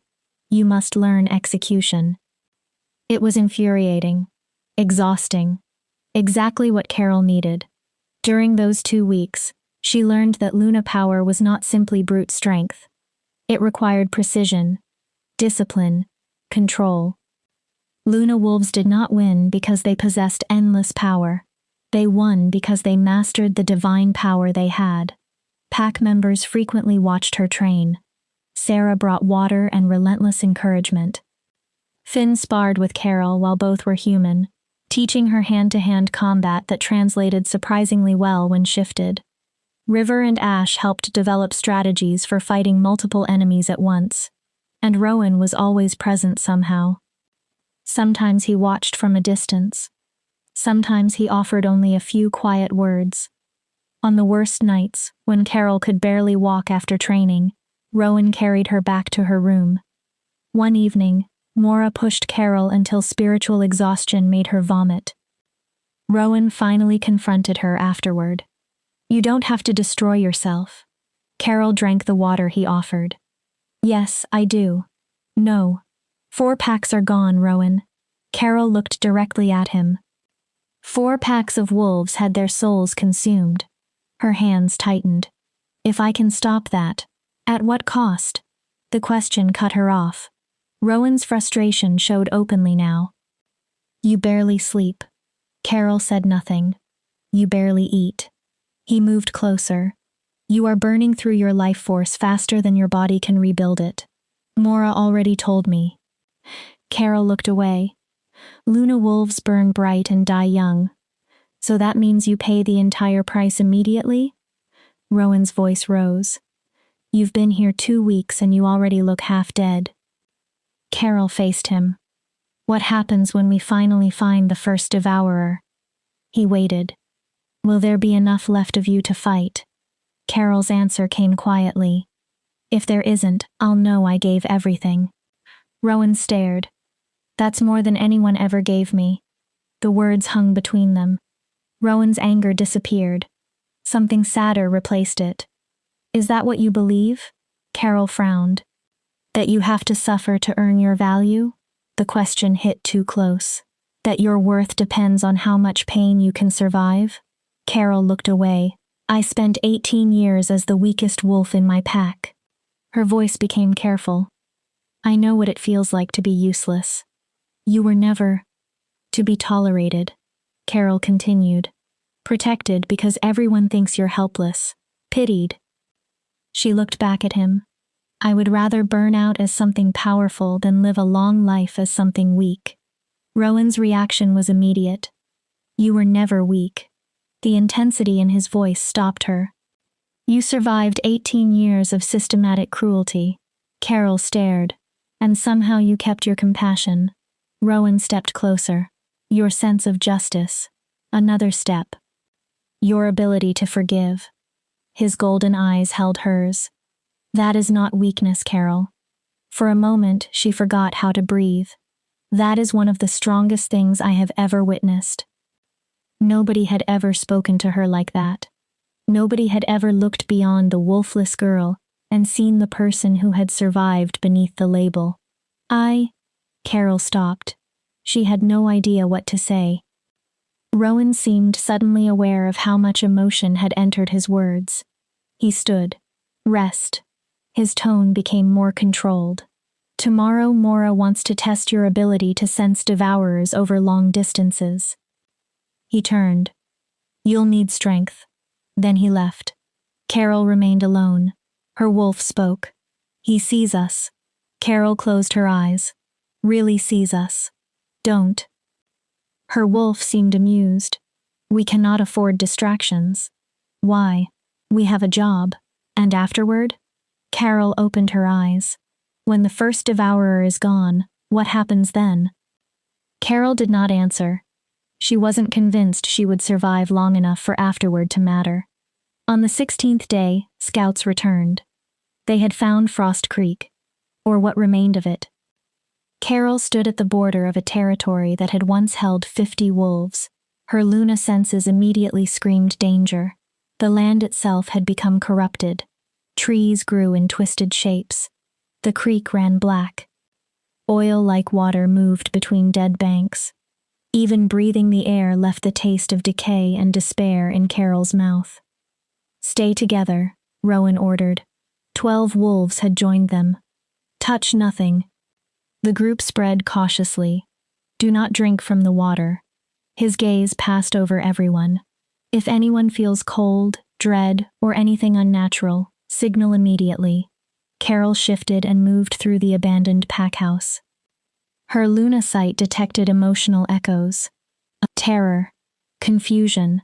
Wolves trying to resist something they could not understand. Desperate final battles. They took everyone, her wolf whispered. Carol sensed it too. Warriors. Children. Elders. The wolf's voice became grim. Pregnant mothers. Inside the main hall, Carol found scratches cut into a wall. Not claw marks. Human fingernails. Someone had tried to leave a message in their final moments. Carol moved closer. 3 words. They wear our faces. Cold entered her bones. Rowan. She projected the message. You need to see this. He arrived almost immediately. His face hardened when he read the words. Devourers can copy wolves they consume. Carol remembered Mora mentioning it during training, knowing the theory had been different from standing in a dead pack house and seeing the evidence. That's how they get inside, Rowan said. They kill a few wolves. Finn finished the thought. Copy them. And walk through the front gate. Dax looked around. Then any of us could be one. Suspicion spread immediately. Wolves began staring at one another. Hands moved toward weapons. Fear cracked their unity. Stop. Carol's Luna authority rolled through them. Everyone froze. Shift. Dax looked at her. Why? Devourers cannot perfectly copy wolf form. Carol remembered her lessons. They can wear human faces, but their shifted bodies still contain traces of corrupted energy. She looked around the group. I can see it. The idea carried risk. If a devourer was hiding among them, forcing it to shift might cause an immediate attack. They had no choice. One by one, every wolf transformed. Carol examined them. Rowan, Finn, Dax, the others. No corruption, no false energy. All clear. Relief moved through the group. We're clean. For now, Rowan said. His expression remained grim. When we return, we test the entire... A howl tore across the distance. Desperate. Terrified. Sarah's mental voice struck Carol's mind from far away. They're attacking. Carol's blood turned cold. The pack. Rowan went rigid. Hundreds of them. Sarah's voice broke beneath chaos. We can't. The connection disappeared. Rowan's face went white. We're 3 hours away at full speed. Carol was already running. Then we sprint. The others shifted and followed. They pushed beyond exhaustion. beyond pain. Carol could have outrun every one of them with her Luna speed. She forced herself to remain with the group. Together was stronger. Please, she prayed as they ran. Moon Goddess, please let us reach them. But Carol already felt the darkness ahead. A massive concentration of corrupt energy, like reality itself had been wounded. This was not an attack designed to frighten the northern pack. This was extermination. And inside that darkness, Carol finally sensed something else. A consciousness. Ancient, vast, malevolent. It controlled the other creatures. Her wolf knew immediately. The first devourer. They reached northern territory. Darkness covered everything. Buildings did not burn with flames. Shadow consumed them. Stone became ash. Corruption spread across the ground. Hundreds of devourers swarmed through the settlement. Northern wolves fought desperately. They were losing. Carol did not stop to think. She released her power. Light exploded outward like a newborn star. Her roar shook the mountains. Every devourer within 100 yards disintegrated. But more came. For every dozen Carol destroyed, another group emerged. The source, her wolf said. Carol spun. We have to find the source. She expanded her senses. Threads of corruption became visible. Every one led upward.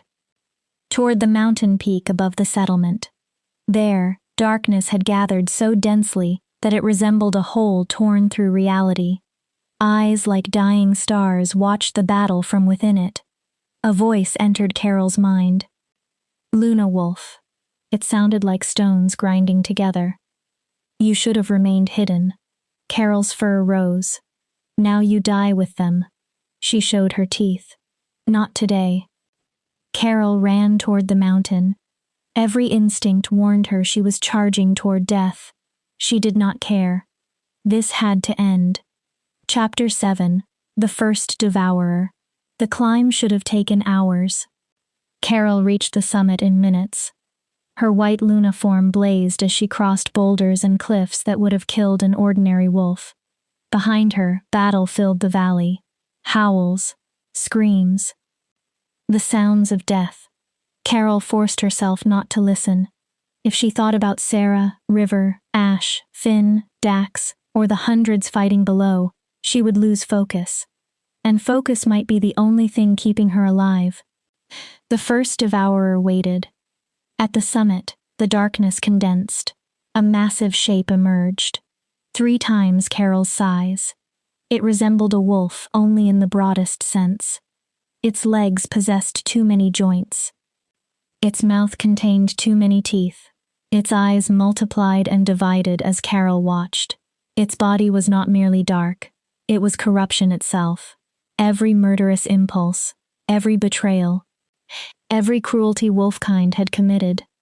All of it seemed to live inside one hungry form. So young. The creature's voice scraped across Carol's mind. The last Luna wolf fought me for 3 hours before I broke her. The many eyes focused on Carol. How long will you last, child? Carol lowered herself. Long enough. She attacked. Light covered her claws. Every strike tore silver-white wounds through the creature.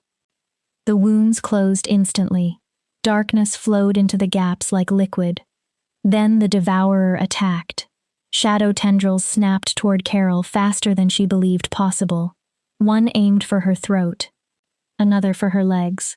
Another for her muzzle. Carol dodged. Mostly. One wrapped around her shoulder. Pain exploded through her. Not merely physical pain. The darkness entered her. Despair followed it. Self-hatred. Memories. Voices from the Iron Pack filled her mind. Worthless. Broken. Mistake. Should have been drowned at birth. No! Carol's light erupted. The tendril burned away.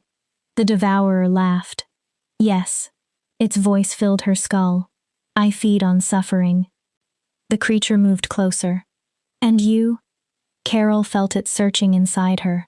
You are full of it. Images from 18 years appeared around her. children mocking her, Alyssa ignoring her, Elena remaining silent. 18 years of rejection. The devourer almost sounded delighted. Isolation. Carol fought to focus. Pain. The creature knew everything. Every night she had cried alone. Every unanswered prayer. Every desperate attempt to earn love. Your moon goddess made you suffer. Carol stiffened. She shaped you through cruelty. The first devourer circled. What kind of goddess tortures her own champion?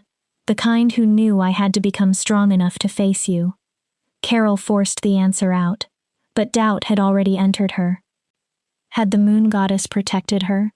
Or had she deliberately allowed Carol to be broken because she needed a weapon? The devourer sensed it. Exactly. Darkness curled around Carol. A tool. She tried to ignore it. An instrument. Her light flickered. Not a person. The voice became softer. Something to use.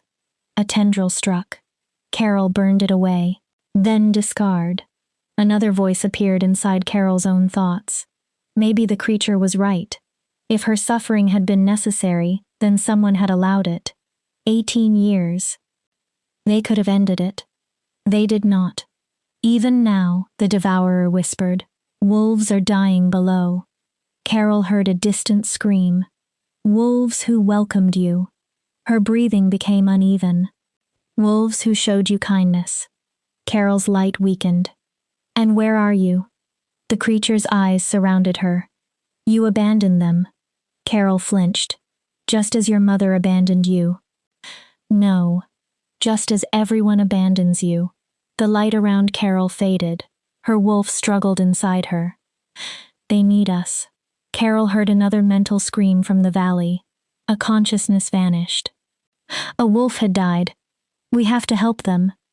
But Carol knew she could not retreat. If she returned to the valley, the first devourer would follow. The battle would never end. The only path was forward. You cannot defeat me. The creature continued circling. I am 3,000 years old. Carol forced herself to stand. I have consumed armies. The first devourer smiled with too many teeth. I have killed 7 Luna wolves. Carol's legs trembled. You are a child carrying borrowed power. Then something occurred to her. Carol looked directly at the creature. If I'm so insignificant. The devourer stopped. Why are you wasting so much effort trying to break my mind? Its many eyes narrowed. If I'm weak, kill me. Carol took one step closer. Unless you can't. The darkness shifted. Unless you have to break me first. Silence. Then the creature laughed. Clever child. It moved around her. Yes. Carol remained still. A Luna wolf cannot be consumed while her spirit remains whole. The devourer's voice became almost intimate. I must destroy your sense of self first. Its teeth appeared. Break your will. Carol's heart pounded. But that has never been difficult. The first devourer lunged. Carol moved too late. Shadow claws ripped across her side. Corruption flooded into her. Suddenly, memories overwhelmed Carol. Not her memories. The devourer's victims. She experienced their deaths. Terror. Hope disappearing. The final seconds of packs consumed by darkness. Then she saw another memory. The last Luna wolf. Thera. A warrior. Thera had fought the first devourer for 3 hours. The creature had finally broken her by showing her every pack she failed to save. Every dead wolf. Every life Thera believed she should have protected. Carol understood. That's what you do. The devourer watched her. You weaponize guilt. Precisely. Carol struggled to breathe. You convince us that every death is our fault. And you already carry so much guilt. The creature almost purred. 18 years asking why you were never good enough to be loved. Another strike. More darkness entered Carol. This will only take minutes. Carol's sight blurred. Her light became faint. Get up. Her wolf pushed against her consciousness. Carol couldn't. We cannot stop here. I'm not strong enough. Carol felt despair swallowing her. Mora was right. Her wolf snarled. I wasn't ready. Then we'd die fighting. Carol froze. What? If we die, everyone below dies. The wolf's voice became a shout. So don't die. The force of it shocked Carol. Listen to me. Her wolf pressed closer. That creature wants you staring at your wounds. Carol breathed. Your failures. Her wolf became fierce. Your weakness. Carol tried to stand. But suffering is not everything we are.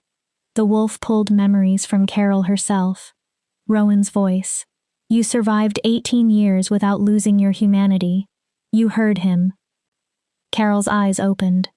We lived through 18 years of cruelty. Her wolf pushed strength into her. And we did not become cruel. Carol remembered forgiving the Iron Pack, protecting Sarah. Standing alone against the first 5 devourers. You still have compassion. Her wolf continued. Justice. Forgiveness. Carol's breathing slowed.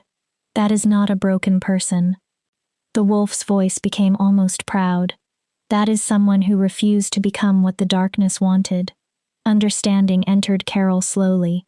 The first devourer had never truly been attacking her power. It had been attacking how Carol saw herself, trying to convince her she was worthless, weak, destined to fail.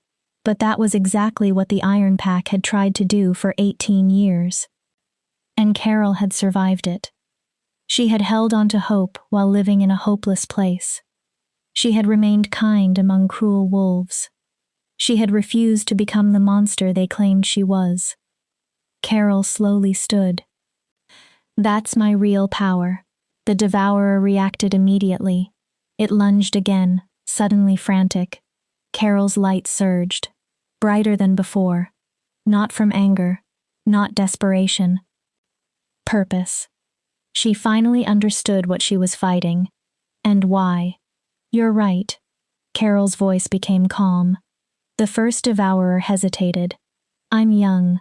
She stepped forward. I'm undertrained. Another step. I've had my wolf for less than 3 weeks. Light strengthened around her. But that also means nobody has had enough time to teach me all the ways I'm supposed to fail. The first devourer retreated. Carol followed. You want my suffering? She almost smiled. Take it. The creature stared. I have 18 years of suffering. Carol's light grew. But you'll have to take everything else with it. She remembered every time she chose compassion. Every moment I chose kindness instead of cruelty. Another step. Every time I forgave when hatred would have been easier. The devourer continued retreating. Every second I kept living when surrender would have hurt less. Carol suddenly recognized the emotion radiating from the ancient creature. Fear. Impossible. Carol's light changed. I can. She stopped trying to create the violent brilliance she had used before. The energy softened. Moonlight. Not sunlight. Gentle. Steady. Patient. Unstoppable. You feed on darkness inside wolf hearts. Carol walked closer. I spent 18 years living inside darkness. The devourer snarled. And it never consumed me. Carol spread her light. So let's discover what happens when darkness meets someone who already knows it intimately. Then Carol did something no Luna wolf before her had done. She embraced the first devourer. Her light wrapped around the creature. Not like fire, like a blanket. Carol stopped trying to destroy it. She contained it. The first devourer screamed. It thrashed violently. Corruption poured into Carol. Her body screamed. Her consciousness threatened to fracture. She held on. I forgive you. The devourer screamed louder. Carol's wolf strengthened her. For every pack you took, the darkness shook. Every soul. Carol tightened the light. Every moment of terror. The creature tried desperately to escape. I forgive you. Carol's voice became steady. Not because you deserve forgiveness. Moonlight filled the summit. But because hatred created you. The devourer began to change. And I refuse to feed you anymore. The scream reached a final terrible peak. Then the first devourer started dissolving, not burning, changing. Corruption purified inside Carol's light. Darkness became something lighter. Not good. Not evil. Neutral. Harmless. Carol finally understood what previous Luna wolves had missed. Luna wolves were never created simply to destroy darkness. They were meant to transform it. Chapter 8. Aftermath and Revelation. The moment the first devourer dissolved, every creature connected to it died. Carol felt them disappear. Hundreds of corrupted presences vanished across the Northern Territory. Then farther away, across the entire region, the devourers that had terrorized wolfkind for 6 months unraveled like threads pulled from a tapestry. Carol collapsed on the mountain. Her wolf form flickered. Solid. Transparent. Solid again. She had spent everything. Power. Will. Spiritual strength. Did we win? Her wolf sounded as exhausted as Carol felt. We survived. Carol closed her eyes. That counts. Footsteps scraped against stone. Rowan appeared. Blood covered him. He limped badly, but he was alive. His golden eyes widened when he saw the empty summit. No first devourer. Only Carol. You killed it. Rowan seemed unable to believe the words. You actually killed it. Redeemed. Carol barely managed the correction. There's a difference. She tried to stand. Her legs failed. Rowan caught her. Easy. Carol leaned heavily against him. The pack? Safe. Relief nearly dropped her again. The devourers vanished. Rowan looked at her. You did it, Carol. His voice became quiet. You saved everyone. Carol's first thought was immediate. Casualties? Rowan's face changed. 17 dead. Carol closed her eyes. 34 injured. 17. 17 wolves who had welcomed her, believed in her, fought because she had brought the devourer's attention to their home. Don't. Her wolf knew where Carol's mind was going. 17 died because I wasn't fast enough. No. We saved hundreds. Carol felt grief crushing her chest. We stopped something that would have killed thousands. Her wolf's voice softened. Honor the dead by living. Carol knew the wolf was right. Knowing did not make grief lighter. Rowan carefully supported her. Come on. Carol looked down toward the settlement. They need to see you alive. He started helping her descend. They need to know this is over. The Northern Territory looked transformed. The corrupt darkness had disappeared. Exhausted wolves treated the injured. Others extinguished ordinary fires. Some searched damaged buildings for survivors. Then they saw Carol. Everything stopped. One howl began, then another. Soon the entire pack howled together. It was neither mourning nor celebration. Something deeper. Recognition. Gratitude. The acknowledgement of an event that would become legend. Sarah pushed through the crowd. Tears covered her face. She wrapped both arms around Carol's enormous wolf neck. You crazy, beautiful, insane wolf, Sarah sobbed. You did it. She held tighter. You saved us. Finn and Dax approached more carefully. Respect replaced their usual teasing. River and Ash lowered their heads. Not submission, but honor offered to an equal who had fought beyond anything they believed possible. Even Mora looked impressed. Carol suspected that might be the rarest event of the day. 20 minutes. Mora studied her. Carol tilted her head. The last Luna wolf survived against the first devourer for 3 hours. Mora's eyes narrowed. You ended the battle in 20 minutes. Carol looked away. How? I stopped fighting it. Mora frowned. Carol gathered enough strength to explain. I forgave it. The elder stared. Luna wolves aren't meant to destroy darkness. Carol looked toward the mountain. They transform it. She described what happened.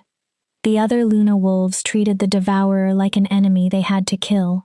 Mora's eyes widened with understanding. They fought it with anger. Exactly. Carol nodded. That anger fed the same darkness they were trying to destroy. Mora was silent. The ancient writings mentioned transformation, she finally admitted. But no Luna wolf ever accomplished it. She looked directly at Carol. How did you forgive something that evil? Carol thought about 18 years of being treated like something evil herself. 18 years learning what hatred could do. Practice. The pack began treating their wounded. A defensive perimeter was established. Warriors searched the territory in case any corrupted creatures remained. Carol tried to help. Her body disagreed. The moment Rowan guided her into her room, she collapsed onto the bed. She slept for 16 hours. When Carol finally woke, Sarah was asleep in a chair beside her. Carol sat up. Sarah instantly woke. You're awake. She jumped to her feet. How do you feel? Do you need food? Water? Mora said you're not allowed to overexert yourself for at least… Sarah. The girl stopped. Breathe. Sarah laughed. Then started crying. Carol softened. I thought you were going to die. Sarah wiped at her face. When you ran up that mountain alone. Her voice broke. I thought we'd never see you again. Carol nodded. So did I. Sarah stared. Carol offered a weak smile. Apparently I'm harder to kill than everyone expected. Sarah laughed through her tears. The entire pack is talking about you. Carol groaned. What are they saying? Sarah began counting titles. The White Luna. Carol immediately looked tired. The Devourer's Bane. Please stop. The Second Coming. Sarah. There are already 3 songs about the battle. Carol covered her face. That may be worse than the Devourers. You're a hero. Sarah folded her arms. You need to accept it. But when Carol stood by the window, she did not feel heroic. 17 funeral pyres burned on the distant hill. Heroes saved everyone. Carol had saved most. Most is better than none, her wolf reminded her. Carol watched the smoke rise. And infinitely better than what would have happened without us. A knock came. Rowan entered. He looked much better than the last time Carol had seen him. The council wants to speak with you. Carol sighed. Whenever you're ready. He studied her carefully. They can wait another day. I'm fine. Rowan raised an eyebrow. Carol reconsidered. I'm not fine. He almost smiled. But I'm functional enough to attend a meeting. What do they want? To thank you formally. Carol made a face. Discuss what comes next. Rowan hesitated. And offer you something. Carol looked suspicious. What? Come to the meeting. He opened the door. They should explain it themselves. 7 wolves sat around the council chamber's circular table. Rowan, Mora, 5 senior members. Everyone stood when Carol entered. Carol immediately disliked it. Please sit, Elder Vex said. He was the oldest male on the council. Luna Wolf, what you accomplished. Carol. Vex paused. Just Carol. A faint smile touched his face. Carol, she sat. You saved more than this pack. Vex folded his hands. The Devourer attacks were increasing rapidly. Within another month, hundreds more wolves might have disappeared. Another council member nodded. You ended that threat permanently. Carol shifted uncomfortably. The songs and embarrassing titles are enough recognition. Rowan almost smiled. I don't need anything. We want to offer you a permanent position in the Northern Pack. Carol stared. Not as an ordinary member. Rowan looked directly at her. As an equal leader.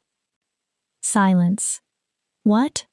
A second alpha, Rowan explained. Full authority.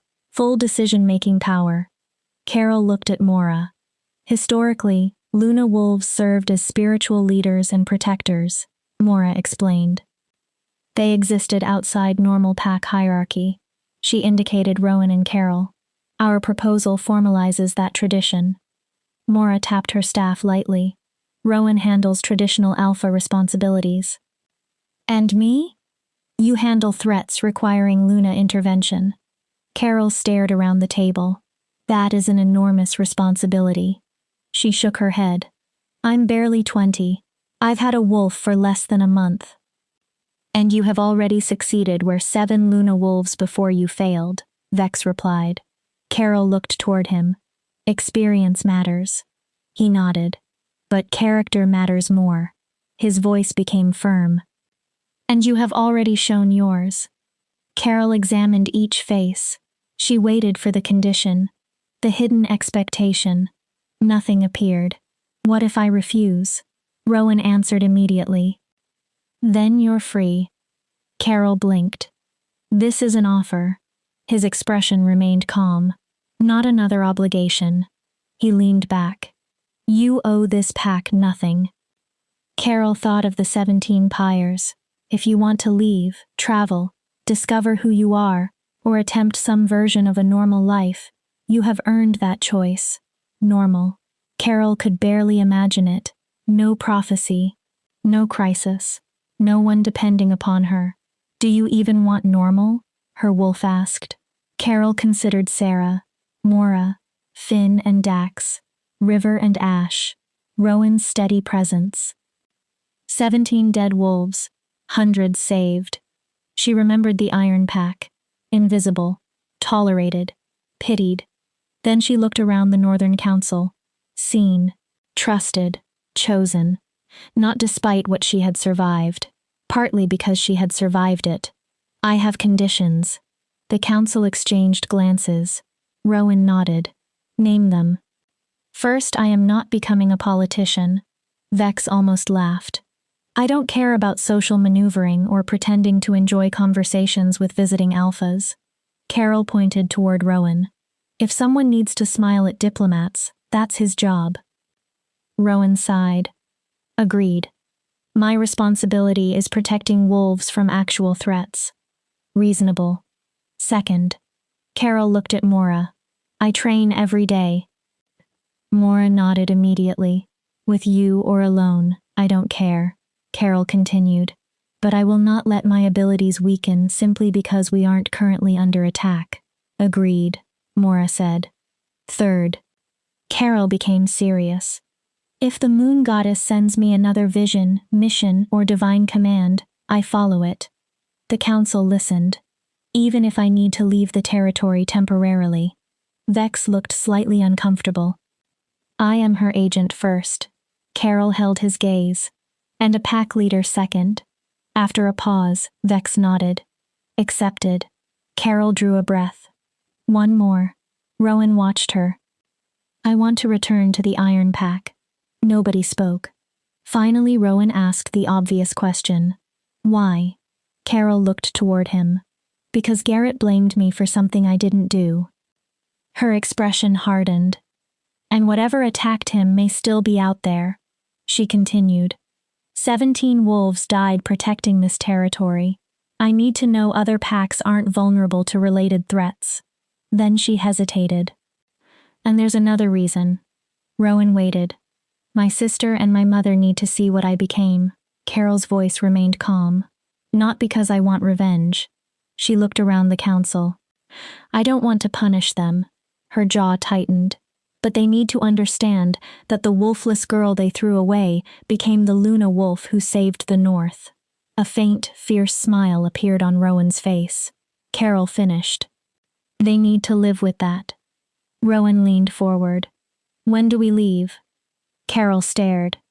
We? You think I'm letting you walk back into that nest alone? His smile sharpened. Besides, this will be an official diplomatic visit. Carol raised an eyebrow. The Northern Pack has business with the Iron Pack, now that we know something attacked their heir, and they responded by trying to execute an innocent wolf. Rowan's golden eyes hardened. Alpha Donovan has several very uncomfortable questions to answer. Chapter 9. Return to the Iron Pack. They traveled south for 5 days. 12 wolves made the journey. Carol, Rowan, Mora, Sarah, 8 warriors who looked less like bodyguards and more like an honor guard. Carol no longer needed protection from the Iron Pack. During the journey, she kept thinking about how little time had passed. 1 month. 30 days earlier, Carol had been powerless, wolfless, standing before an executioner and preparing to die. Now she was a Luna wolf who had defeated the first devourer and been offered equal leadership of the strongest pack in the north. The change felt impossible. As the Iron Pack territory appeared ahead, her wolf spoke. Nervous? Terrified. Carol did not bother pretending otherwise. What if seeing them breaks me again? Her wolf listened. What if all this healing disappears the second my mother looks through me the way she used to? Then we heal again. Carol felt the certainty behind the reply. We are not that frightened girl. Her wolf strengthened her. We return because we chose to. Carol looked at the wolves traveling beside her. And this time we have people behind us who know our worth. Her wolf's voice hardened. They cannot break us unless we hand them that power. Carol hoped she was right. They entered Iron Pack territory at midday. The border guards' expressions changed almost comically. Confusion, recognition, shock, then fear. One guard immediately dropped to his knee when he recognized Carol's white fur. Luna wolf. He struggled to speak. Alpha Donovan didn't tell us. Rowan approached. An escort to the pack house would be appreciated. His alpha authority made the situation clear. This was an official visit, not an invasion. As they moved through the territory, Carol's senses detected whispers everywhere. Wolves recognizing her. Alarm spreading through the pack. Warriors gathering in positions they desperately pretended were not defensive. By the time Carol reached the pack house, Donovan and his full council were waiting. Everyone tried to look confident. Their energy told Carol otherwise. Anxiety radiated from them. Darius stood beside his brother. When he saw Carol, his silver eyes widened. Blessed moon. His voice was nearly a whisper. The stories were true. Rowan stepped forward. Alpha Donovan, the Iron Pack leader, straightened.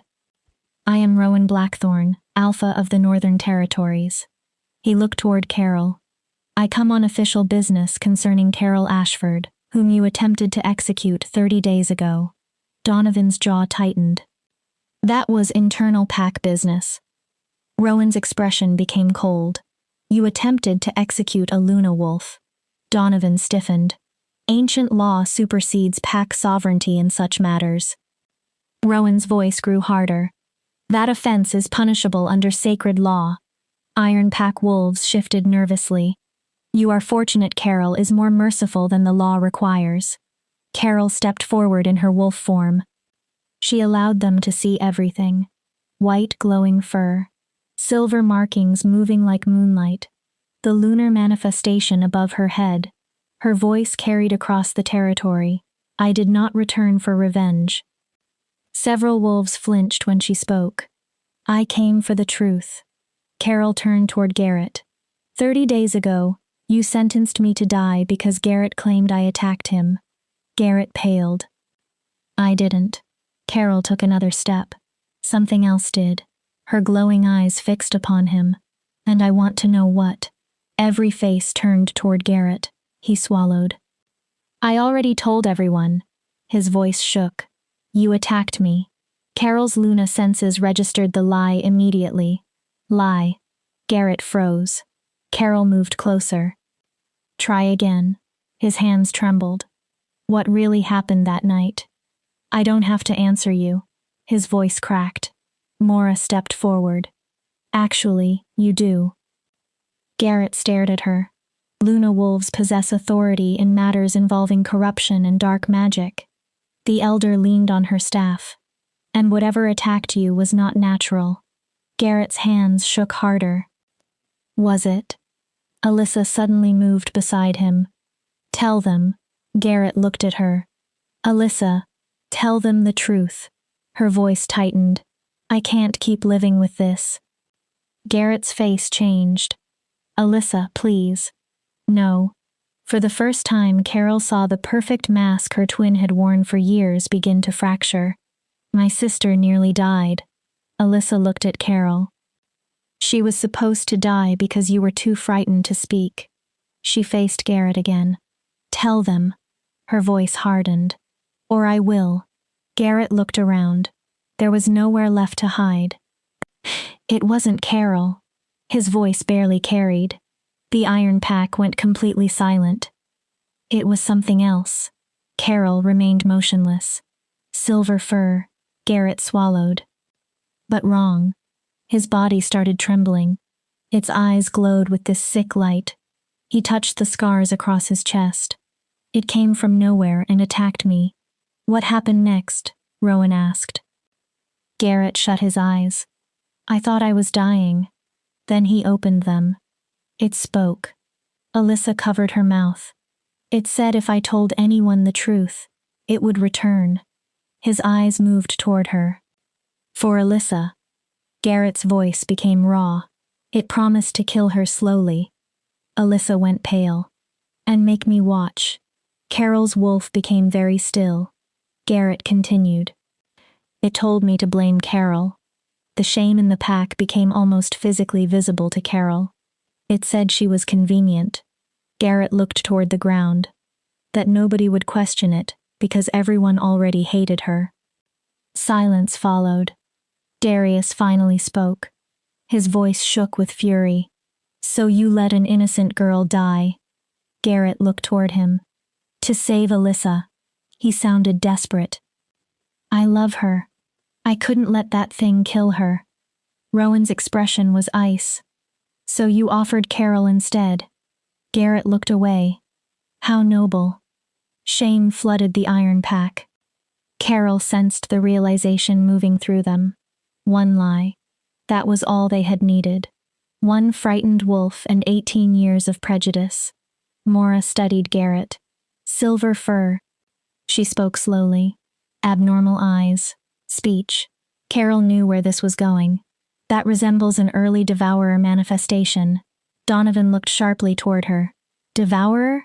Mora nodded. They were testing this territory.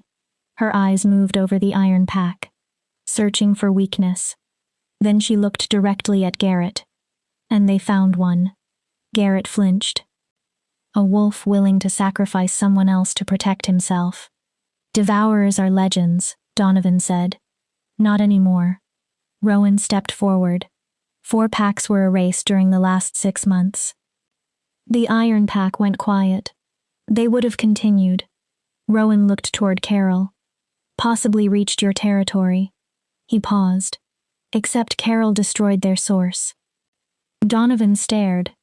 The Luna wolf you tried to execute is one reason this pack is still standing. No one answered. She defeated something you didn't even know existed. Rowan's voice became colder. And after she awakened, your response was to drive her away. Carol felt the pack's shame deepen. She had heard enough. Where is Elena? A movement came from the crowd. Carol's heart tightened. Her mother appeared. Elena looked as though she had aged 10 years in a month. Her face was hollow, her eyes swollen. Carol. Tears began immediately. Baby. Carol's wolf steadied her. I'm sorry. Elena moved forward. I was afraid. Carol remained still. I was confused. Another step. I should have protected you. Carol answered before her mother could continue. You should have believed me. Elena stopped. You should have stood beside me when everyone else turned away. Carol was proud that her voice remained steady. You were my mother, Elena sobbed. That was your job. I know. Her mother's legs gave way. I know. She fell to her knees. And I failed you. Carol watched. I failed you for 18 years. Elena looked up. I let them call you broken. Her voice cracked. I let them make you believe you were worthless. Carol's chest hurt. And I did nothing. Elena covered her mouth. I was ashamed that my daughter didn't have a wolf. Her face twisted with grief. And I couldn't see that the person I should have been ashamed of was myself. Carol said nothing. I don't deserve forgiveness. Elena wept openly. I know that. She reached toward Carol. But please believe me about one thing. Carol waited. I loved you. Elena's voice became small. I always loved you. A pause. Even when I was too weak to show it. Carol looked at the woman who had given her life. Love without protection. Words without courage. Regret after the moment that mattered. Her wolf pressed against her consciousness. What do you want? Carol did not know. Part of me wants to forgive her. Her wolf waited. Part of me wants to leave and never see her again. Both are allowed. Carol listened. Choose what heals us. Her wolf became firm. Not what makes them feel forgiven. Carol shifted into human form. For a moment, she stood naked before the old pack. She felt no shame. Someone quickly offered clothing. Carol dressed slowly, then faced Elena. I forgive you. Elena stared up at her. Not because you earned it. Carol's voice remained gentle. Because carrying hatred would keep hurting me. Hope entered Elena's face. Carol stopped it immediately. But forgiveness does not mean reconciliation. Elena's expression shattered. You had 18 years to be my mother. Carol swallowed. You chose 18 years of silence. Her eyes stayed dry. I'm finished waiting for you to become brave enough to love me where other people can see it. Elena's sobbing intensified. Carol felt no triumph, no satisfaction, no sharp pain, only completion. She turned toward Alyssa. Her twin stood frozen. Tears ran down her face. Thank you. Alyssa stared. For making Garrett tell the truth. Carol meant it. That required courage. Alyssa shook her head. It should never have required courage. Her voice became quiet. Carol. She struggled. I was horrible to you. Carol listened. For years I pretended you didn't exist because that was easier than defending you. Alyssa's hands trembled. I let them hurt you because I was afraid they would turn on me if I stood beside you. She drew a shaking breath. I don't expect forgiveness. Carol said nothing. I only want you to know. Alyssa's eyes met hers. I'm proud of what you became. Her voice cracked. And ashamed of what I was. Carol studied her twin. For years, Alyssa had represented everything Carol believed she should have been. Beautiful silver wolf. Accepted. Powerful. Loved. Once that comparison had destroyed Carol. Now it seemed irrelevant. We aren't sisters anymore. Alyssa flinched. Carol's tone was not cruel, only certain. We came from the same mother. She looked at her twin. But our choices shaped us differently. Carol spoke carefully. You chose comfort. Alyssa lowered her eyes. Acceptance. Carol continued. I chose survival. Then she looked around the iron pack. And the freedom to remain myself. She faced Alyssa again. Those paths don't lead to the same place. Carol turned toward everyone. I don't hate any of you. The wolves listened. But I don't belong here.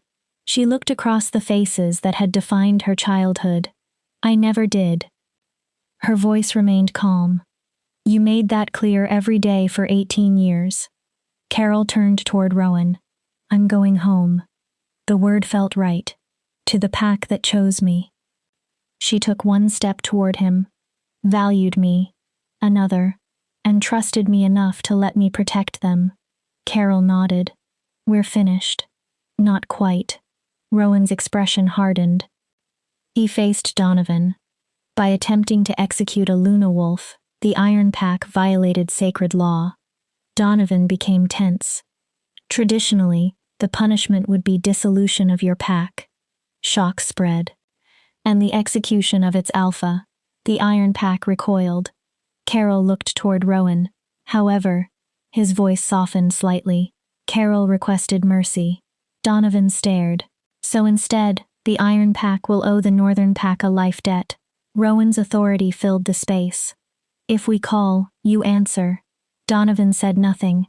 If we require warriors, you send them, Rowan continued. If we require resources, you provide them. Darius looked toward his brother. The debt remains for 3 generations. Rowan paused. Unless Carol chooses to release you earlier. It was a devastating penalty. For decades, the Iron Pack would effectively stand beneath the Northern Pack, but it was better than destruction. Rowan looked at Donovan. Do you accept? Donovan glanced at Darius. His council. His wolves. Pride and responsibility battled across his face. Finally, his head lowered. We accept. Then we are finished. Rowan shifted. The Northern warriors followed. Carol transformed last.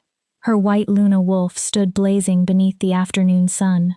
Before leaving, she looked once more at the pack that had raised her. I hope you become better. Every wolf listened. Not for me. Carol looked toward Elena. I no longer need you to change for me. Then toward the younger wolves. Do it for the next wolfless pup born here. Her voice softened. For the next child who does not fit your idea of perfection. Carol turned. Be better for them. Then she walked away. The Northern delegation surrounded her. Carol did not look back. Behind her, Elena cried. Alyssa watched her twin disappear with tears on her face.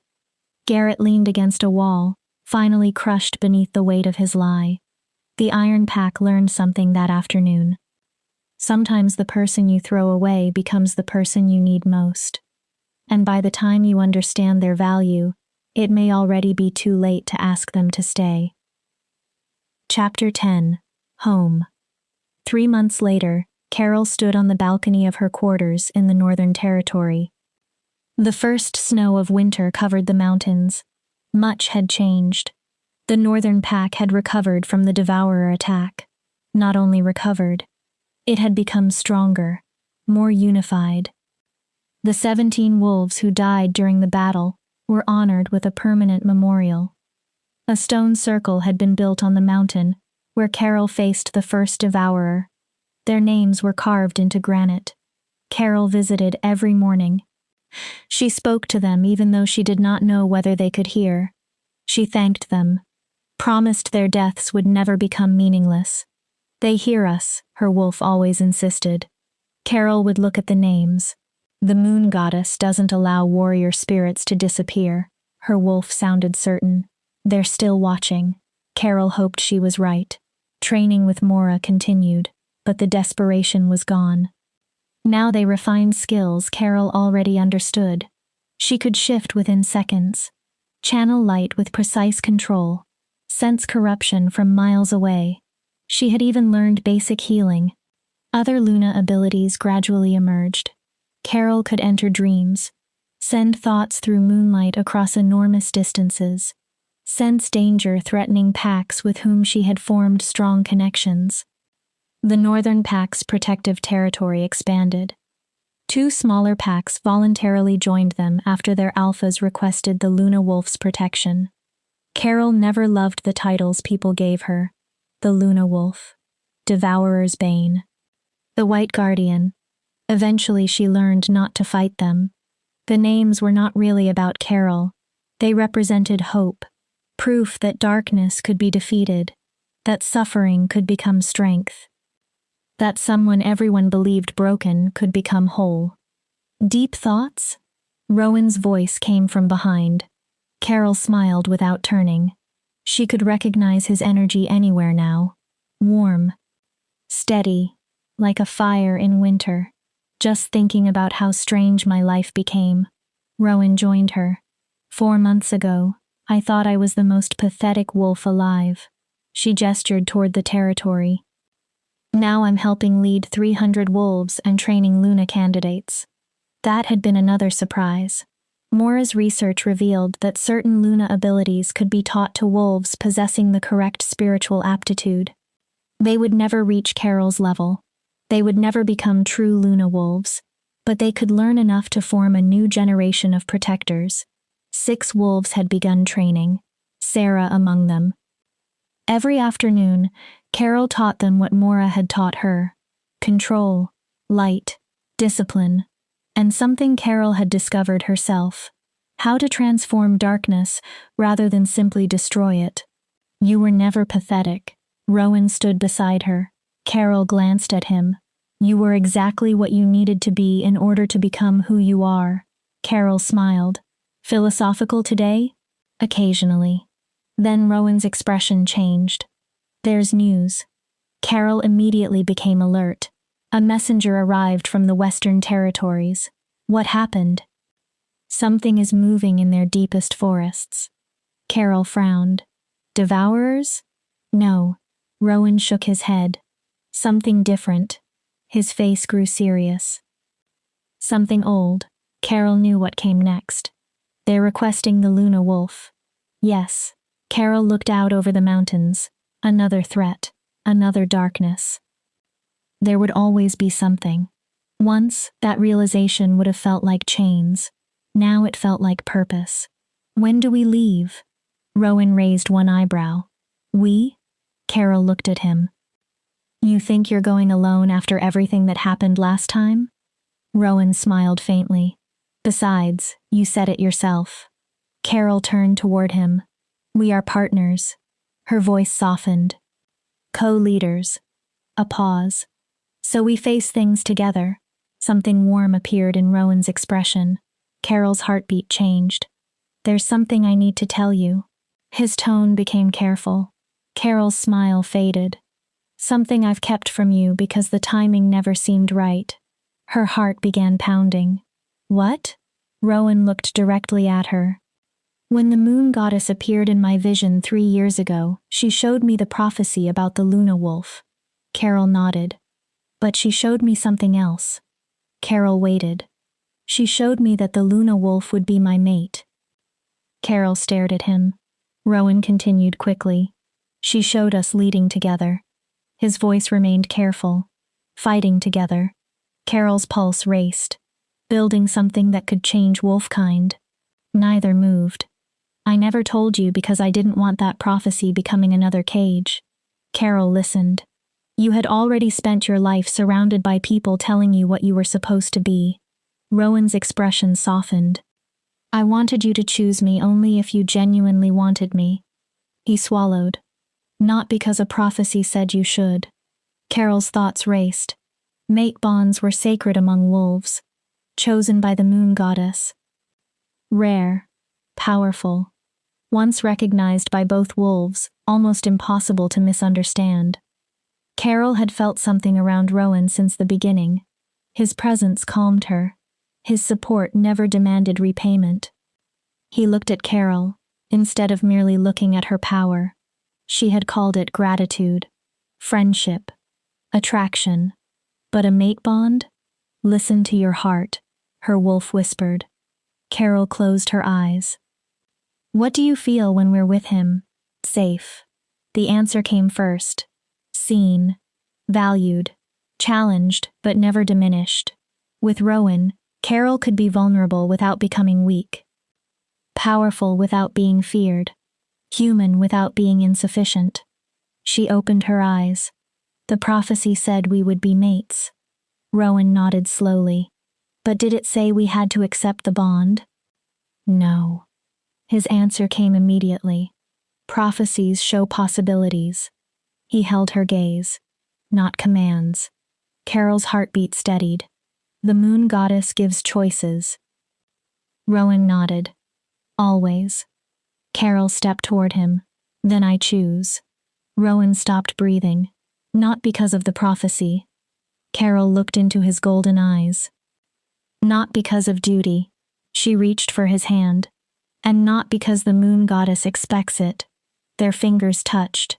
I choose you because when the world was ending, you carried me. Rowan's expression softened. Because you saw the warrior inside the broken girl before I knew she was there. Carol squeezed his hand. Because not once have you asked me to become anything except myself. The connection between them intensified. The bond had been there all along. Waiting. Carol understood that now. I choose you, Rowan Blackthorn. Her voice became quiet. As my partner. Rowan moved closer. My Alpha. Another heartbeat. My mate. Carol smiled. If you'll have me, Rowan answered by pulling her into his arms. He kissed her gently at first. Then deeper. Months of restrained emotion finally broke free. The mate bond snapped fully into place. Carol gasped.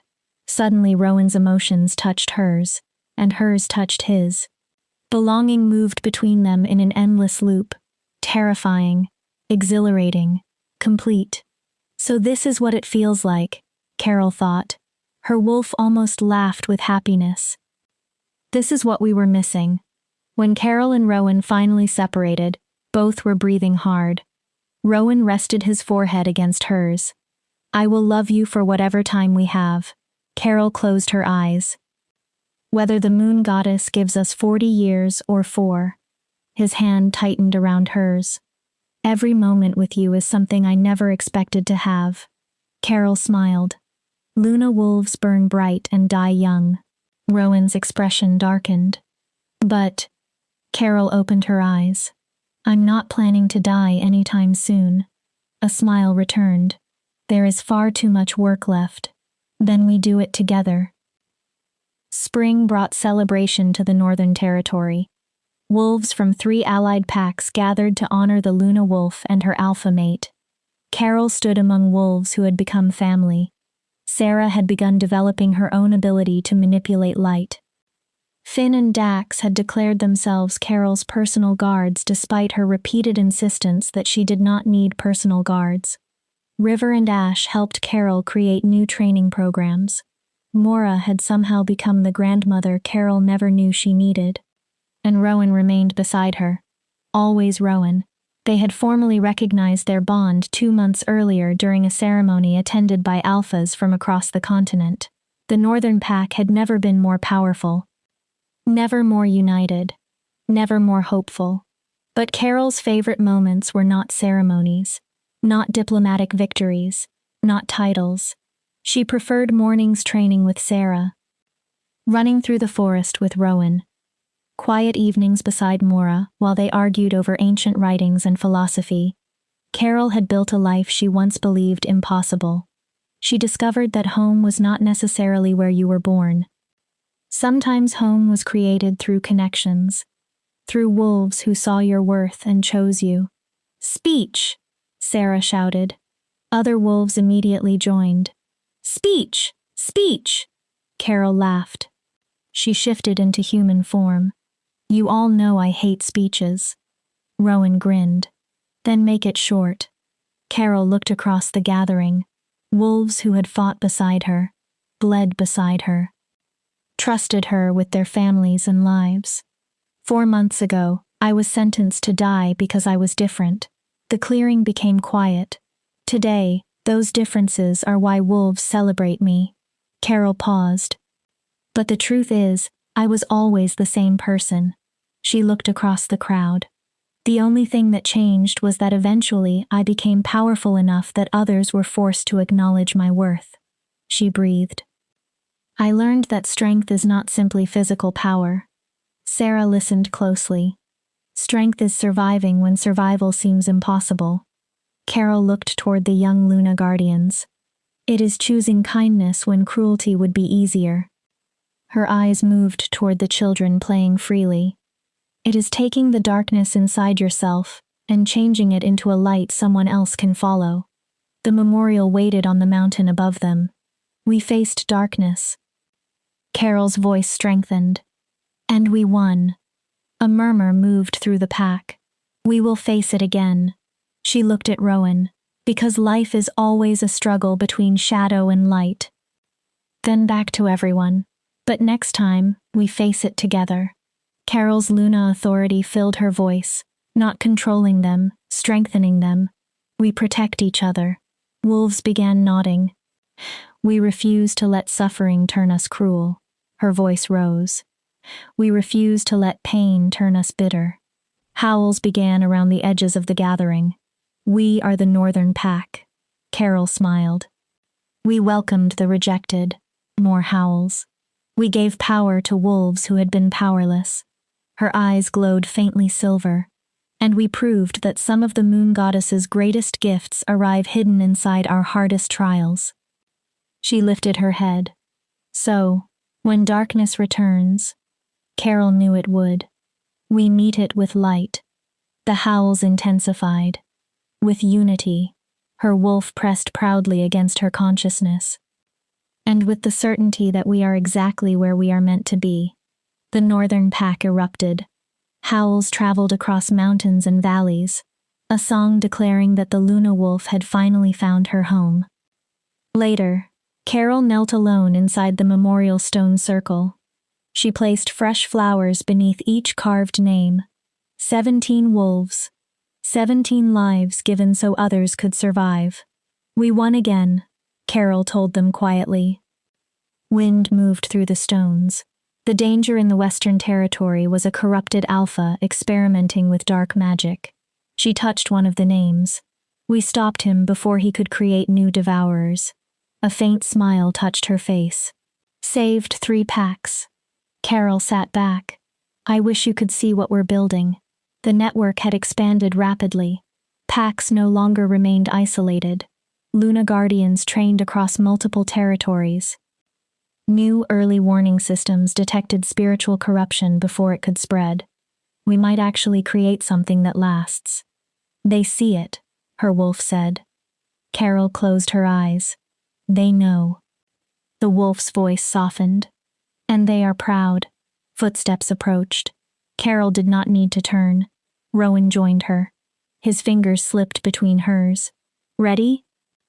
Carol nodded. Another delegation would arrive that afternoon. Wolves from the southern territories. They wanted training, protection, hope. Carol would give them whatever she could. For as long as she lived. Because she finally understood what Luna wolves were meant to do. They took the darkness the world gave them and transformed it into light other wolves could navigate by. Carol had been broken, rejected, almost destroyed by the very wolves who should have protected her. Yet she survived. She awakened and became something the world desperately needed. In that journey, Carol discovered the most important truth of all. The moon goddess did not make mistakes. She made weapons. Sometimes those weapons simply looked like broken girls who refused to remain broken. Carol looked one final time at the memorial, then stood.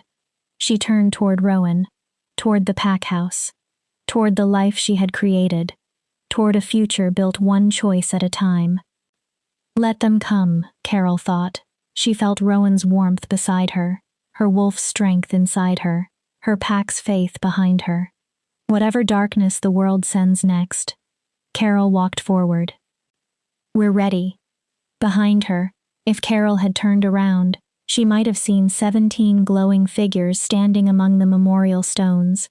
17 wolves who had given their lives so hundreds could continue living, watching over the Luna wolf who had made their sacrifice mean something. But Carol did not look back. She looked forward, always forward, toward the light.